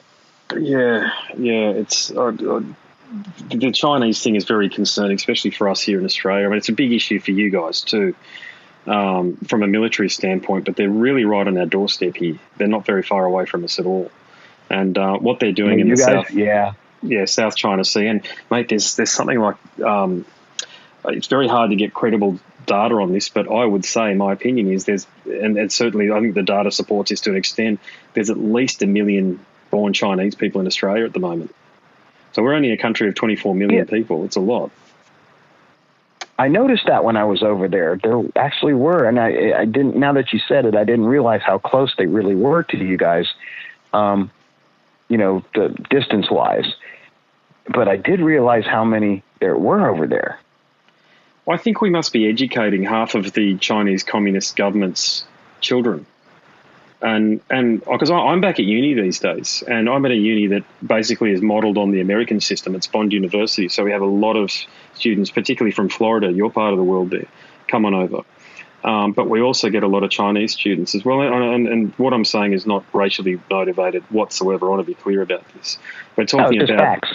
Yeah, facts and sovereign identity and borders. And I mean, the Chinese love Australia. We know that, and almost to an individual, everyone that I've dealt with personally has been fantastic. I've dealt with even some recently for some assessments that we've got, and great kids. Switched on, all the rest of it. But I'm not talking about them. I'm talking about the government and the decisions that bloody government makes. And it seems to have bought into this whole idea that imperial power is the way to go, and they're not doing that by warfare anymore. They're doing that by taking oceans, like what they're doing in the South China Sea, or really what its real name is the Philippine Sea, by putting man-made lands on there and saying that's Chinese land. I don't know whether you remember this, but a couple of years ago, it would have been unfathomable for the Vietnamese government to reach out to the United States for anything. But that. They did. They reached out and they said, can you please help us stop China doing what they're doing here to the US government? Can you think of that? Can you think of that happening if you go back even 5 years ago? This is the Vietnamese government, a communist government, reaching out to a capitalist superpower for help against a communist superpower. And this is the world's upside down these days. It's very, very crazy. And it was crazy before this bloody COVID-19 thing took off. But yeah, I think, and there's a real big issue in Australia too with the amount of foreign Chinese ownership of Australian land, farming land, and what they're going to do with it. Because water is such a precious resource here. What always got me very confused was how much money we supposedly have borrowed and owe to China. Yeah, I don't understand that either. Or is it because the Chinese government has bought a raft of, or wanted to be paid for whatever it is, to your point there, in US government bonds? So I don't understand this stuff, but I read about it. I mean, when you look at how much we owe them in debt, it's like, how did that happen? I don't understand how that even happens, because I mean, with the amount of trade we do with them and the amount of things we buy, you'd think it would be the other way around. I think to Donald Trump's point, the Chinese are extremely shrewd business people, and they've been basically ripping off the American consumer and trade partners for a long time. They've been doing it here too. The Chinese are a bit like Indians in that they hedge their bets. They never lose. And we could learn a lot from that, sure, but there's no such thing as win-win. There's win-lose. We know that the bullshit corporate speak of win-win doesn't exist. There's a partner. When you, like, just say you and I, we sell a used car. Either we get a good deal by selling a used car for more than what it's worth, or we get a bad deal because we sell it well under market price because we just want to get the thing off our front yard. You know what I'm saying? Right. Like, there is motivation behind doing everything. Yeah, you can't have two winners. Somebody always has to win and somebody always has to lose. Yeah, and in every situation. And look, you've experienced that with the bands too. But on a economic basis, if we're talking about the countries and the way, especially the way globalism has affected trade, and this whole idea that national identity has nothing to do with trade, that's bullshit. That's why the British people got out of the EU. They were fed up with having their identity eroded, and that's actually what it was about, and being told what to do, say, and think by effectively a foreign government sitting there in, is it Brussels or The Hague, the EU convenes. The British people were just fed up with that. Well, overwhelmingly they were, of course. You wouldn't believe that if you're on Twitter and listen to all of the idiots jump up and down about anti-Brexit and all this sort of stuff, but I keep on reminding myself that a lot of these people are underneath the age of 25 yet, and they haven't lost a parent yet. They haven't held a job for a long enough period of time to sort of learn how to compromise, and they certainly haven't got kids in most cases. Nope. So they're all the younger ones. Yeah, the younger ones. So, I mean, I'm not going to bloody listen to any of them. They might have some ideas occasionally, but for every 10 things they say, maybe 3 of their ideas are going to be completely stupid. And that's certainly bearing fruit on social media. That's why I don't comment much on social media, mate. I don't comment really at all. I just comment on some music stuff and some football stuff, some rugby stuff. But outside of that, I couldn't be bothered commenting on anything else because I'm not going to argue with nameless, faithless idiots. I don't ever post anything political anymore. I did it a few times back in the election, and man, anytime you post something political now, you're going to lose friends and you're going to gain friends from it.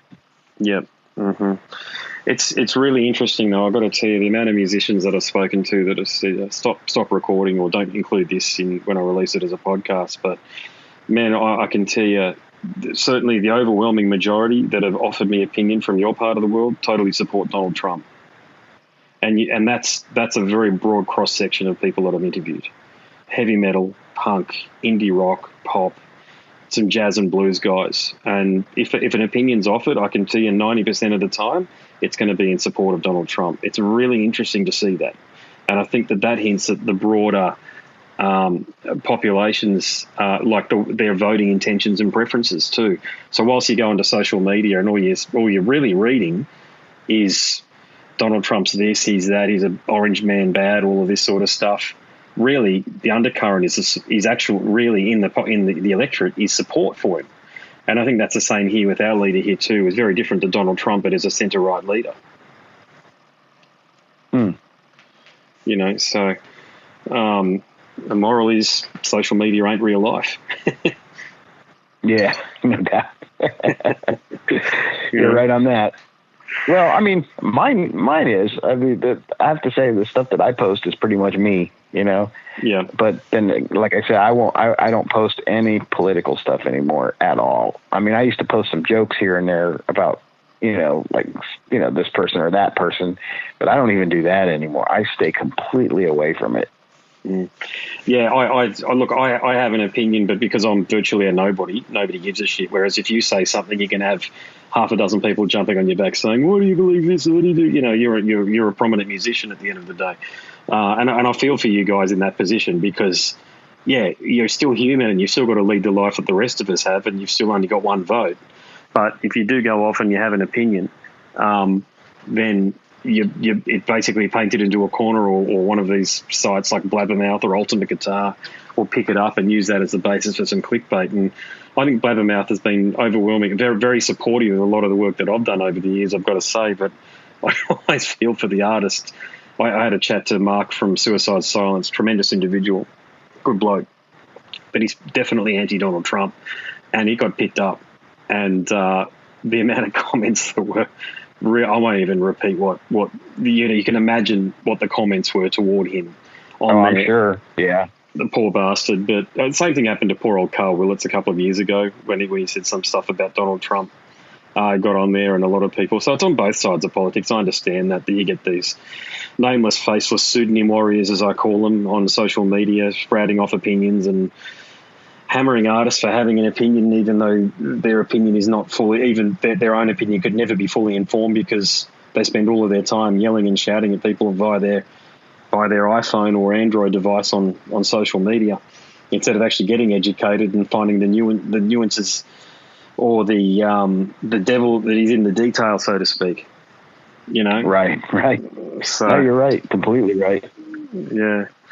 But mate, look, it's been a good chat. I really enjoyed this. So, I mean, I know it took us a while to connect, but I just want to tell you, man, you know, none of this stuff from my perspective ever gets taken for granted. I know you're a busy bloke, and I just want to thank you for making the music that you have over the years, because it's been a very special accompaniment to parts of my life. There's been whole swathes of my life where I can remember listening to Demon Seed or something like that, Chapel of Ghouls, or any of the stuff off the key, and in particular recently with Paradox. I put the Paradox on the cassette on for my kids actually whilst they're drawing. So they're 5 and 6-year-old girls sitting down and they're drawing, and the music playing in the background is Paradox. So there you go. So wow. you have had a very special place in my life over the years, mate, and I just want you to keep on doing what you're doing. That's awesome. And you know, the good thing is we've been like I said, we hadn't practiced the last 2 weekends because all the chaos going on here, but the last, like January and February, we're already on our 4th new song. So I haven't worked on any lyrics yet because we haven't put all the placement of where the leads and stuff are going to go. But with our songs, we always end up writing the music first, and then I let them put the leads where we think they would be best. And then I always do the lyrics last. Okay. Because I kind of like I have, the good thing is I have a list of probably close to 20 song titles in my phone. And with each song title, when I come up with a song title, like the whole story almost is in my brain already. You know, I just have to kind of piece it together. So I have like 20 song titles in my phone and my notes. And so what I do is when we finish a song, music wise, you know, then we place the leads where they're going to go. Then I sit down and listen to it, and as a whole, we make a little quick recording of it, and I get the feeling of the song, and then I look at my song titles and go, which one is going to fit this, and it just kind of comes to me, and then I pick out, you know, the places where I know I can easily sing and play drums. You know, there's a couple rhythms I'm like, I'm not going to sing over that rhythm, you know. So, yeah, so that's kind of like the way we've, it's always worked for us. And with Paradox, which is something, we did something that we never, like with all the after death stuff, basically Damien, our one guitar player, wrote all the riffs, just about, Mm-hmm. Our other guitar player used to write a couple of riffs here and there and throw them in. But this time when we went to write songs for Paradox, I got in the room with just me and the two guitar players, and I literally sat there behind my drums, and one's on one side of me, the other's on the other. All right, you play one riff. Let's learn it. You'd learn it. And now look at the other guitar player. Okay, you play a riff now, and we'll learn it, and we'll piece these two together. And then I'll look back at the other guitar player. And these songs in Paradox were literally written almost 50-50 that way, back and forth and back and forth. And we forced things to go together almost. Yeah. And that's what happened. And we're doing it again with the new songs. And we're already working on our fourth new song. And considering Paradox only had 9 songs, we're doing pretty good. So we're getting close to almost half the album, next album written. That's awesome. So we're already working on song number 4. So we'll probably do another 9-10 songs on the next one too, because maybe even, I don't want to do 8. 8 seems like a little not enough. Oh, it depends. But I don't want to do more. Yeah, I understand your point. Yeah, but I think there's so much quality in the music that you write that I think, to be honest with you, I think fans would be thrilled just with an EP. So it's even 3 or 4 songs, that sort of thing. I understand. I've got 9 songs and it's almost an hour long. So, yeah. I mean, and some of the new songs are already like 6 and 8 minutes long. So, it doesn't seem that way when you're playing them. Sometimes it just seems like they go by like a 4-minute song, but then you look at the time and it's like 6.5, 7 minutes. And then sometimes you go, damn, this song's already 6 minutes and we haven't even came up with a keyboard intro for it yet, which is going to add another minute onto it. So, we're going to have another long album, that's for sure. And it's still not going to be, it's going to be like probably another 9 songs, more than likely. But it'll still be right around an hour long. So it's, I don't want to write a 25-minute album. Yeah, for sure. Yeah. No, but I don't want to write an hour and a half album either, and bore the hell out of people. Well, I think you've never done, you've done things very tastefully, I think. With your intros, if some of them have been a bit longer, they've always been very interesting. Some bands, when they do intros that last a minute or two, they think that they're mimicking the beginning to Holy Diver or something, and they think that was a one-time deal. You know what I mean? Like, nobody else really gets to do that. Okay, that was done then, right, and it's associated with Dio, and that's that track. These bands that have these, as I say, I get sent almost up to, I think this week, mate, I might have been sent 30 or 40 already. This is how much music is being sent out just due to people trying to get things into the market and into the people's earlobes whilst they're self-quarantining and all the rest of it. But some of the introductions will go on for 5 and 6 minutes. And you've really got to, I know. Yeah, you've got to have headphones on to understand what the hell's going on. And I have listened to some of this stuff, and it's just, I don't know, some weird shit like Rain, the old Rain with a telephone conversation going on in the background, that one. And then there's the keyboard thing, the minor note keyboard thing in the Dorian mode. And you listen back, I'm listening, I'm going, guys, just stop it, just get to the song. Okay, the song's fine, the intro sucks. just get to it. Yeah. Well, and the other thing that I always found weird was when you'd get these, like, even back in the 90s and stuff, you'd get these demos from bands, and you'd put the cassette in, and this amazing sounding intro with all these choirs and everything, and then all of a sudden the intro, and it sounds fantastic, like this killer intro will happen, and all of a sudden, the song comes in, and it's just, what? Yeah, so grind rubbish, yeah. Yeah, and it's like, where did you get this intro? You wrote this intro, or I don't know where you got it from, but it sounds amazing. Then all of a sudden the song starts, and it's just like, oh my God, it sounds like they recorded it, with a Radio Shack microphone in the garage. Yeah. And it's like, oh man, it just doesn't fit. I always wanted, when you have an intro, I want it to go into the song and feel like it's a part of the song. Yeah, and I think that's that writing of songs by committee that you kind of alluded to a moment ago, in that if you've got different personalities in the band and they all want to have their shit heard, well, it's just about where you're going to tack things onto to keep people in the band satisfied and happy that their voice is being heard as opposed to what works for the song. That's really common right there. You can tell, especially with demos. Well, you don't really get demos these days, but first albums or, which are really like first albums these days are like first drafts, aren't they? They're really just the band trying to get their shit together and trying to polish it as much as they can and just gauge what listener response is going to be. But sometimes you think, just get to the point. A lot of these songs that are sort of 5 and 6 minutes long could only really need to be 2 and 3 minutes long if you're reusing riffs over again. Unless you've got anything new to say. Like a couple of albums work because they're very complicated. I know I bag Metallica a bit, but Injustice for All works for that reason. Seventh Son of a Seventh Son works for that reason. But imagine, say, if Steve Harris used the same methodology on No Prayer for the Dying that he used on Seventh Son of a Seventh Son with those boring riffs that are all over No Prayer for the Dying. Can you imagine having to listen to them for more than what we needed to? Yeah, for me, Maiden stopped years ago, unfortunately. After Peace of Mind, I don't know. They just got kind of boring to me. I mean, it just kind of lost something there.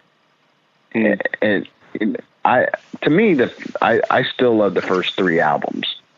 The first 2 with Paul Di'Anno, amazing albums.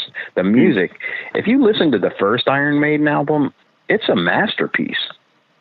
Yes, musically, the way fantastic. The songs flow into each other, there's a lot going on there. Killers is heavier, but that first Iron Maiden album is pretty amazing when you listen to how the songs flow into each other, and just when you listen to it as a whole, not taking songs separately. And then of course, Number of the Beast is just an incredible album. To me, I don't think they've ever topped that. To me, those songs are just, every song on that album is there's no filler on Number of the Beast to me. What about Gangland? You like Gangland? Yeah, I like all the songs on that record. Gangland probably is the only one that is a little bit repetitive and kind of commercialistic, I guess you could say, or whatever. But I don't know. I just I love the first album for some reason. It's just the way it flows. You put a pair of headphones on and listen to that first Iron Maiden album, you'll get lost. Yeah, some of the songs. I just found that the jump between Dennis Stratton and Adrian Smith was so great that I really have trouble connecting at times with the first album. So coming along I'm 41, so I got the Maiden about 1991 or thereabouts, and I got into the older albums first, of course. But I just found I'm such a massive Adrian Smith fan that I just love listening to the way his guitar phrasing, the way he just. I was talking to the guitarist from My Dying Bride about this the other night. Actually, he just holds it for a note and a half, doesn't he? He just has this beautiful way of anticipating the beat, Adrian Smith, and it's very. I know Dave's a very good rhythm player too, but never liked his solos as much as I liked Adrian's, and I think that's really where I connect with Maiden, is being a bassist, of course, Steve. But Steve's, you can't mimic what he does. He's just got his own thing. But Adrian's just such a wonderfully accomplished guitar player. That stunning meeting point between melody and technical prowess. Adrian is just probably the premier example of that in my view. Yeah, I can agree with that for sure. He definitely has his own kind of thing going, the way he holds the notes, like you say, and plays, and he just knows exactly when. He makes more almost like sounds than notes sometimes. Yeah, totally. Yeah, I think that's why I liked Somewhere in Time and Seventh Son so much. I think just to be honest, mate, they actually reminded me a bit of your stuff. With the keyboards and stuff. I know he was using Taurus bass pedals, Steve, at the time, but that's actually how I could connect with your stuff fairly quickly, was because you had the keyboards in there. I don't think any other death metal band had keyboards the way you had them. So when I heard what you were doing via the key, I could connect with it on that basis because I'd been listening to Seventh Son and in particular Somewhere in Time so much that it wasn't such a big jump to really understand what you were doing. Have you had that feedback before? Not compared to that. Maiden, never. You're the first person that's ever said something like that. Well, but, okay. Of course, a lot of people mention about the keyboards being there. But for me, the weird thing was when I was growing up, let's go back to the 70s, listening to music. Every band I listened to had keyboards in it. And I never even thought twice about not having them, And in fact, just even in the Morbid stuff, there's a little bit of keyboard there, but I would have liked to have had a keyboard player even back then. It just, I didn't know anybody that did that kind of stuff. Yeah. But yeah, well, you made it work. If you listen to Angel Witch, the first Angel Witch album has keyboards on it all over the place. You don't hear it all the time, but they're mixed in quite well, but they're there. And to me, like Zeppelin used a lot of keyboards. John Paul Jones, he's an amazing bass player and keyboard player. Yeah, he's an exceptional keyboard player. I mean, he was Led Zeppelin's. He may be a better keyboard player than bass player. Yeah. To tell you the truth, he's phenomenal on the keyboards and he's piano. A musical. Yeah, well, John Paul Jones is a musical genius. I don't think people understand how important he was. Without him, Led Zeppelin wouldn't have happened, and people need to understand that. He was the arranger and the composer for a lot of that stuff. Jimmy Page. I understand exactly what you're saying because it's the truth. People think he's a technical guitarist. No, he's not. He's a field-based guitarist. He's very different to Clapton and those guys who were emerging at about the same time, who were really technically on top of it, and the Al Di Meolas of the world. Jimmy's really that archetypal rock god, a bit like Jimi Hendrix. But somebody had to make sense of all of that within the arrangement, and that man was John Paul Jones. Right. So, and the keyboards. I mean, who could forget Kashmir? There's no bass in that song, if I'm not mistaken. That's my favorite song of all time, right there. Yeah, well, that's a brilliant track. Believe it or not. Timeless. Well, I can understand that. I mean, listen to your music. It's bombastic. It's very ambitious, and that song is probably none more bombastic or more ambitious song ever written in rock music than that one. Certainly not for the time frame. Right. I can't think of anything else. I mean, you had to really go into Yes or some of that other prog stuff, Pink Floyd, before you really sort of touched on it, but not from a straight-up rock band. I remember when I was in high school, and I had my first car, before I even played drums.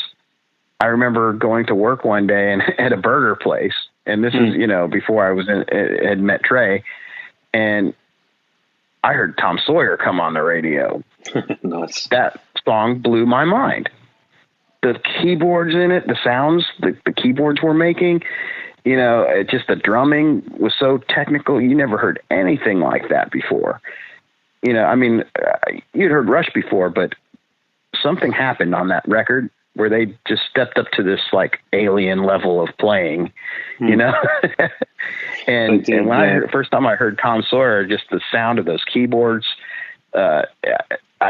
I just knew that I wanted to do something that had that atmosphere to it. There you go. Okay, yeah. I remember reading an interview with you, actually, where you mentioned Rush, and famously Rush never toured Australia, although they do have a fan base down here. And Rush, I'm actually saving for a bit later on in life from the perspective that I feel like once I start getting into their music, I won't stop. And I've and how I was introduced to Rush through King's X. I'm a massive King's X fan. And Doug Pinnick and the way Ty Tabor, their guitarist, but another brilliant guitarist, but they're very reminiscent. That is of a good band. King's X is a really good band. Incredible band. I totally agree with that. Yeah, but if you really want to listen to what I like to do with Rush is pretty much they've got two main. I mean, like for the older stuff, you have to take like the two All the World's a Stage and Exit Stage Left, those two live albums. Yep. That's all you really need. The live, okay, I'll keep that in mind. Yeah. Those two live albums, and they're double albums, both of them. If you listen to both of those albums, that's all you need as far as to be a Rush fan. To me, it's like with Zeppelin, like I like their recorded stuff, but man, when you listen to their live stuff and bootlegs of them, it's like a whole nother world. Yeah. I found some of Zeppelin's live stuff not that crash hot. Like, I know there's that infamous Live Aid performance that they did in 1986, where Phil Collins. Have you read about this? What happened to poor old Phil Collins when he's on stage and Chic's drummer? Yeah, I just recently read about that. Yeah, what happened with him playing drums on that. Yeah, I did read about that. Yeah, it's not great. I mean, and poor old Phil. I mean, Phil's a tremendous musician. You know, I don't think I listen to his music individually that much, but I love Genesis. Dearly love Genesis, and I respect him enormously as a musician. But to get up there on stage and have to play, I mean, I don't think I'm wrong in saying Jimmy just looks a bit out of it, whether he's drunk or high or both, who knows? But God, it was a messy recording, wasn't it? And poor old Phil has to sort of try to lock it down and just, you know. The cheap drummer Thompson is just playing all over the top of it, trying to make his stamp because he thinks this is his opportunity to play drums for Led Zeppelin because there was talk of them reforming at the time. And Phil's just sort of got to try to lock it down with a basic 4/4 as best as he can on top of the very erratic playing by Jimmy. So, I wouldn't have envied him to be up on stage at that particular point in time, I can assure you. Yeah, that probably was very awkward for him to have to deal with that. Yeah, the most underrated band of all time, in my view, is the Blizzard of Oz band that was behind Ozzy. So Bob Daisley, Lee Kerslake, and Randy together were simply a machine. As a muso, I've spoken to Bob about this because Bob's Australian, and I had a chat to him about 15 years ago about it all. I'm like, I don't understand how you guys did that because you pretty much wrote the book for that blend of hard rock, heavy metal and straight ahead rock that is still being copied to this day with what you did there. You know, I'm talking about just not doubling up and having a rhythm guitar when the solo's going and this sort of stuff, just letting the bass handle the rhythm parts. The drumming is just all time. Same thing.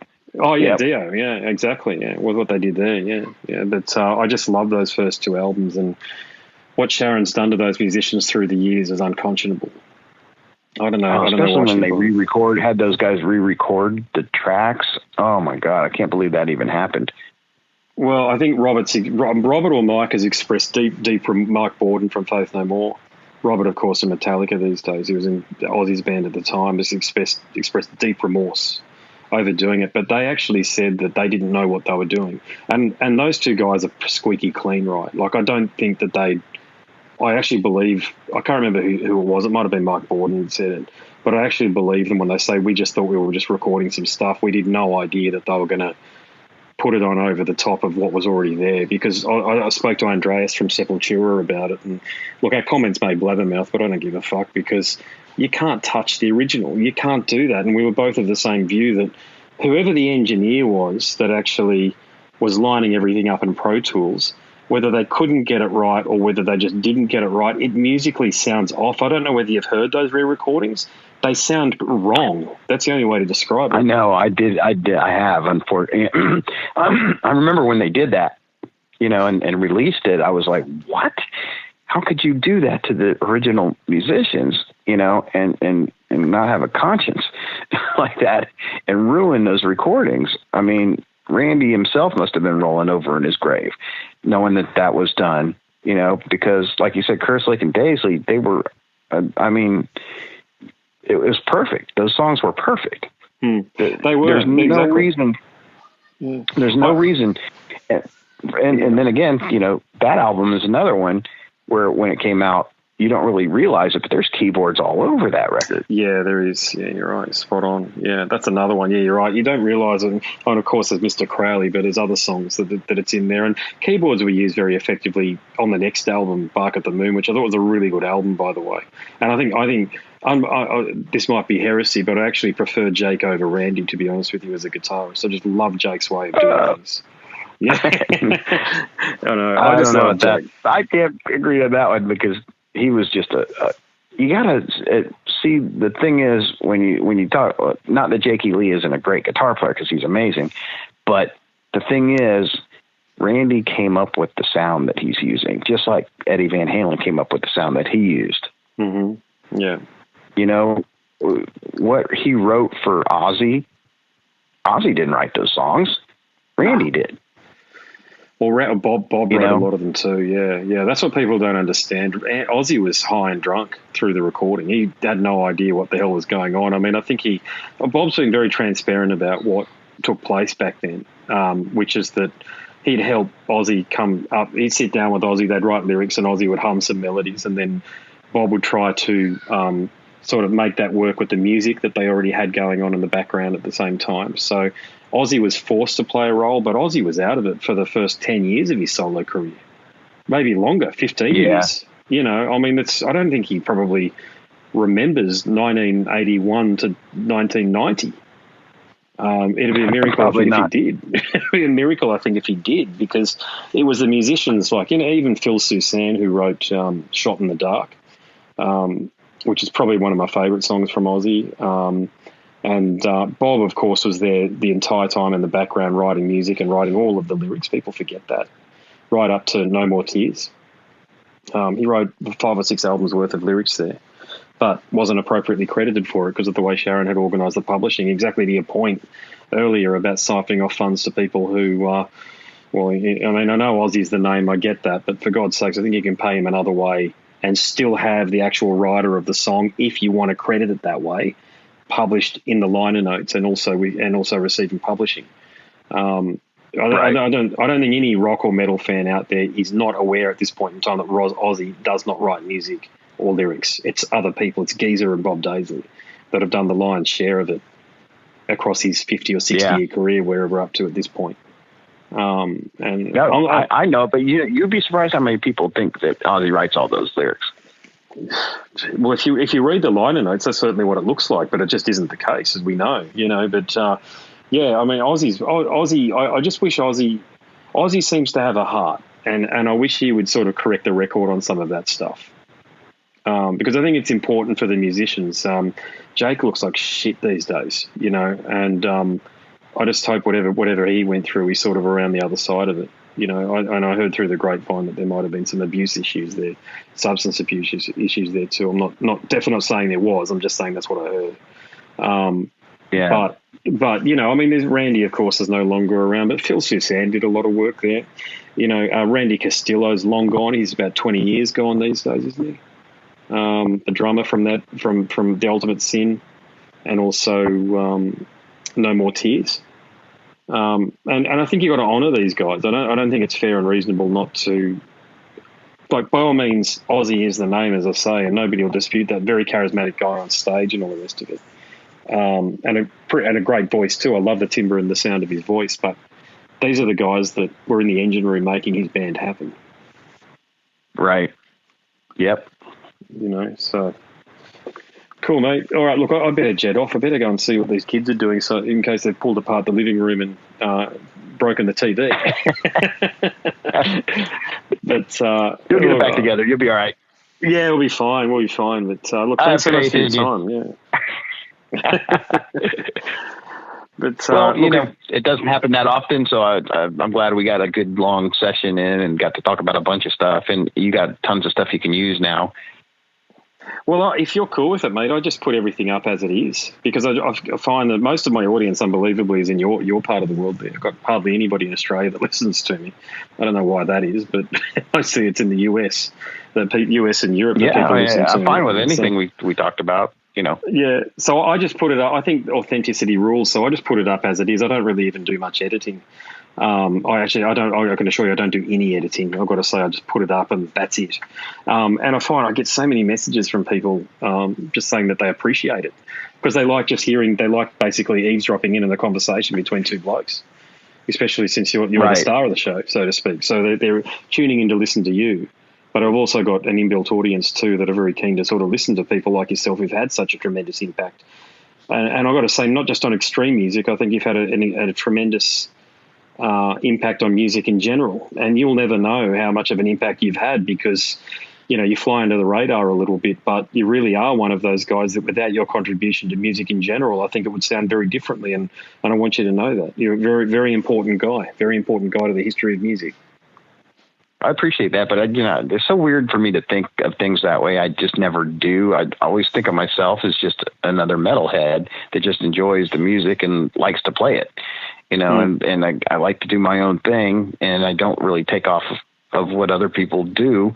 I mean, I have a lot of things that I listen to, but you can hear some influences here and there, but I don't know where it comes from, but I kind of just do my own thing. And it just kind of, like I said, it's almost like when I play shows too, it just kind of comes out, you know. Sometimes with the lyrics too, I'll have the story in mind, you know, a little synopsis of everything that goes with the song title, but sometimes I'll literally sit down and it just comes out like, it just pours out like in an hour, the whole song, bam, you know. Well, I'll tell you what I said for the review for Paradox last year when it came out, because I did a review on I've got a couple of websites, but one of them's the A-List Online, and I said, the great Mike Browning returns with a worthy follow-up to the supreme masterpiece, The Key. Browning is an enigma wrapped in a riddle, a key collaborator with the very young Trey Azagthoth in Morbid Angel. His vocals and drum work were crucial in the development of the death metal genre. Paradox proves that Browning is a significant and enduring voice in the music biz. There you go. Awesome. I don't know, you know, so it's just so weird. Like I said, I don't think about myself that way. I just kind of take things in the moment and do them in a chaotic way.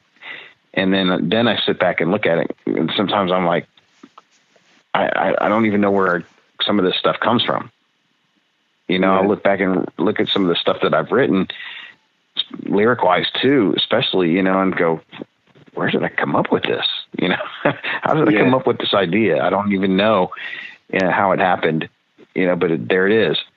So it did happen, but I'm like, okay, you know, but it's, you know, I still just consider myself, because I am a metalhead, you know, and I've always been one, and, you know, probably be one till the day I end up dying. So and as long as I can make music, as long as I can make music, I'll be doing what I do, because I don't think I've changed that much over the years, what I do. You know, it's been the same, but different. You know, it's a long continuance of one thing almost.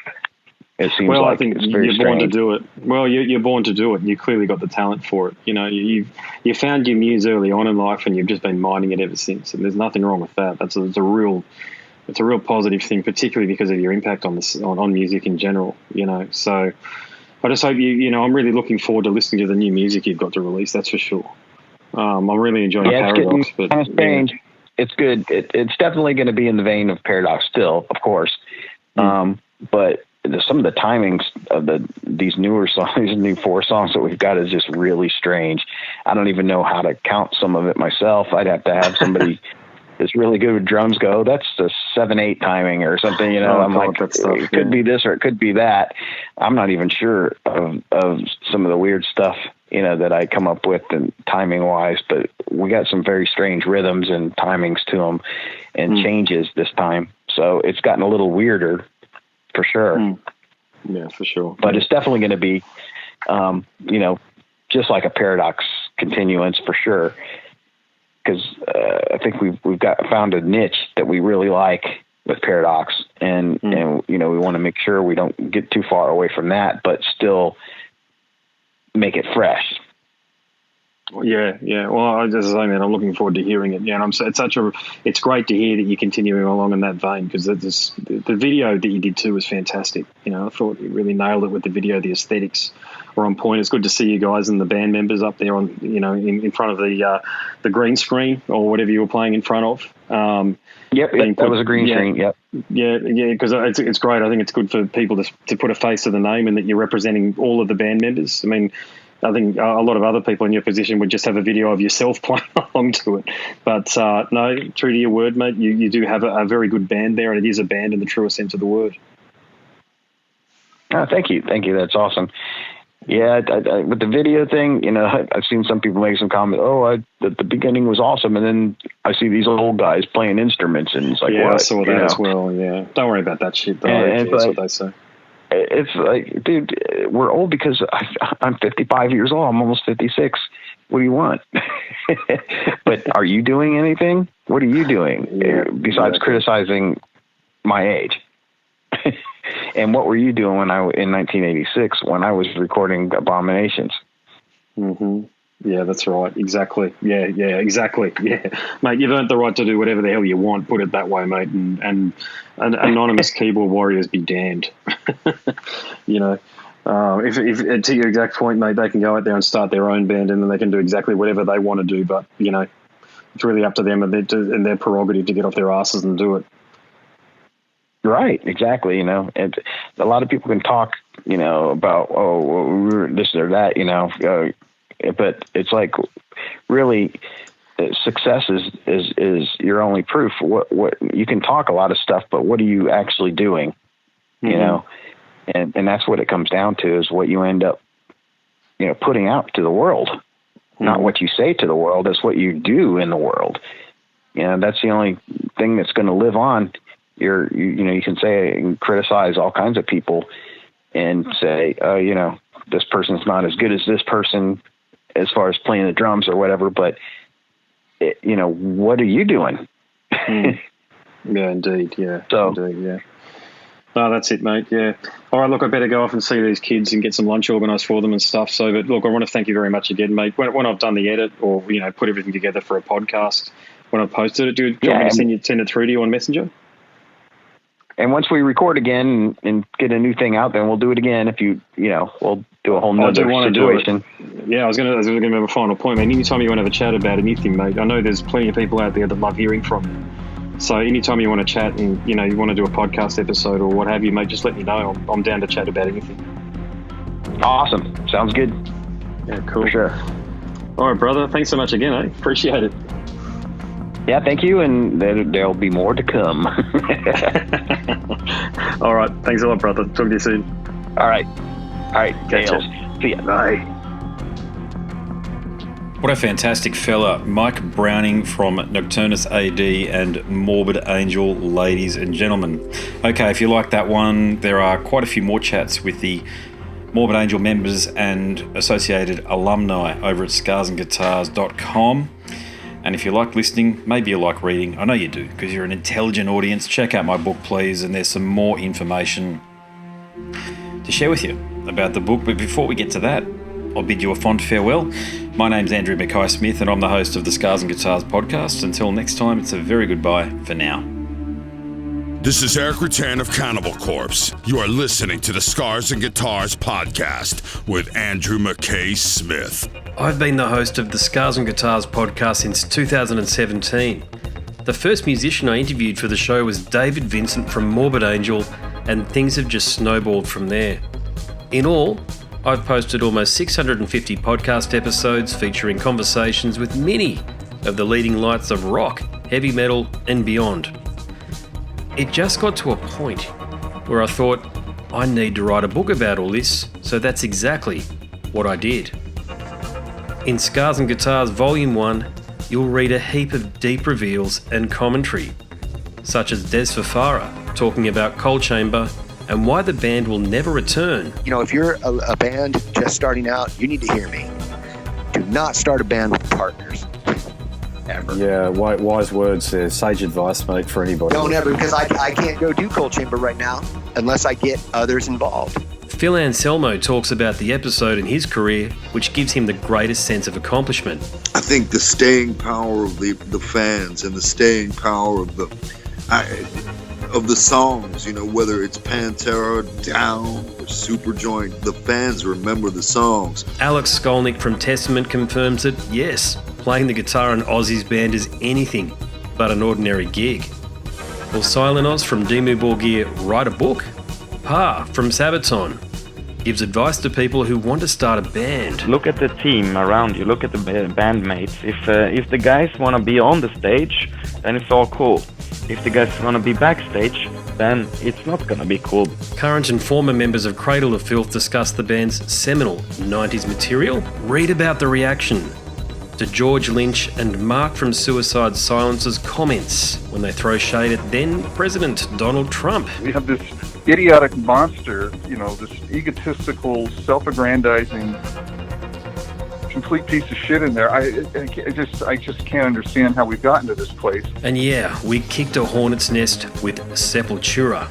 Percussive overlord Gene Hoglan talks about recording with Chuck Schuldiner. Chuck was always, he was very, very open-minded, and he was into having his musicians that were playing with him just reach out for the best stuff that they had. Phil Campbell from Motorhead discusses what it takes to get sober. John Five answers his critics who dismiss his tenure with Marilyn Manson. My name is John Five, and Manson gave me that name, and I had some of the best years of my life in that band and learned a lot. And we get the lowdown on Trey Azagthoth from those who would know, including his mother. All across Scars and Guitars Volume 1, there are moments of tension, relief, tragedy, exhilaration, and throughout it all, you'll obtain insight that I believe no one else has managed to obtain from many of your favourite artists. So treat yourself. Scars and Guitars Volume 1 is currently available as an ebook with a print edition on the horizon. Follow the links attached and download a sample. I'm sure you'll be compelled to read the whole book.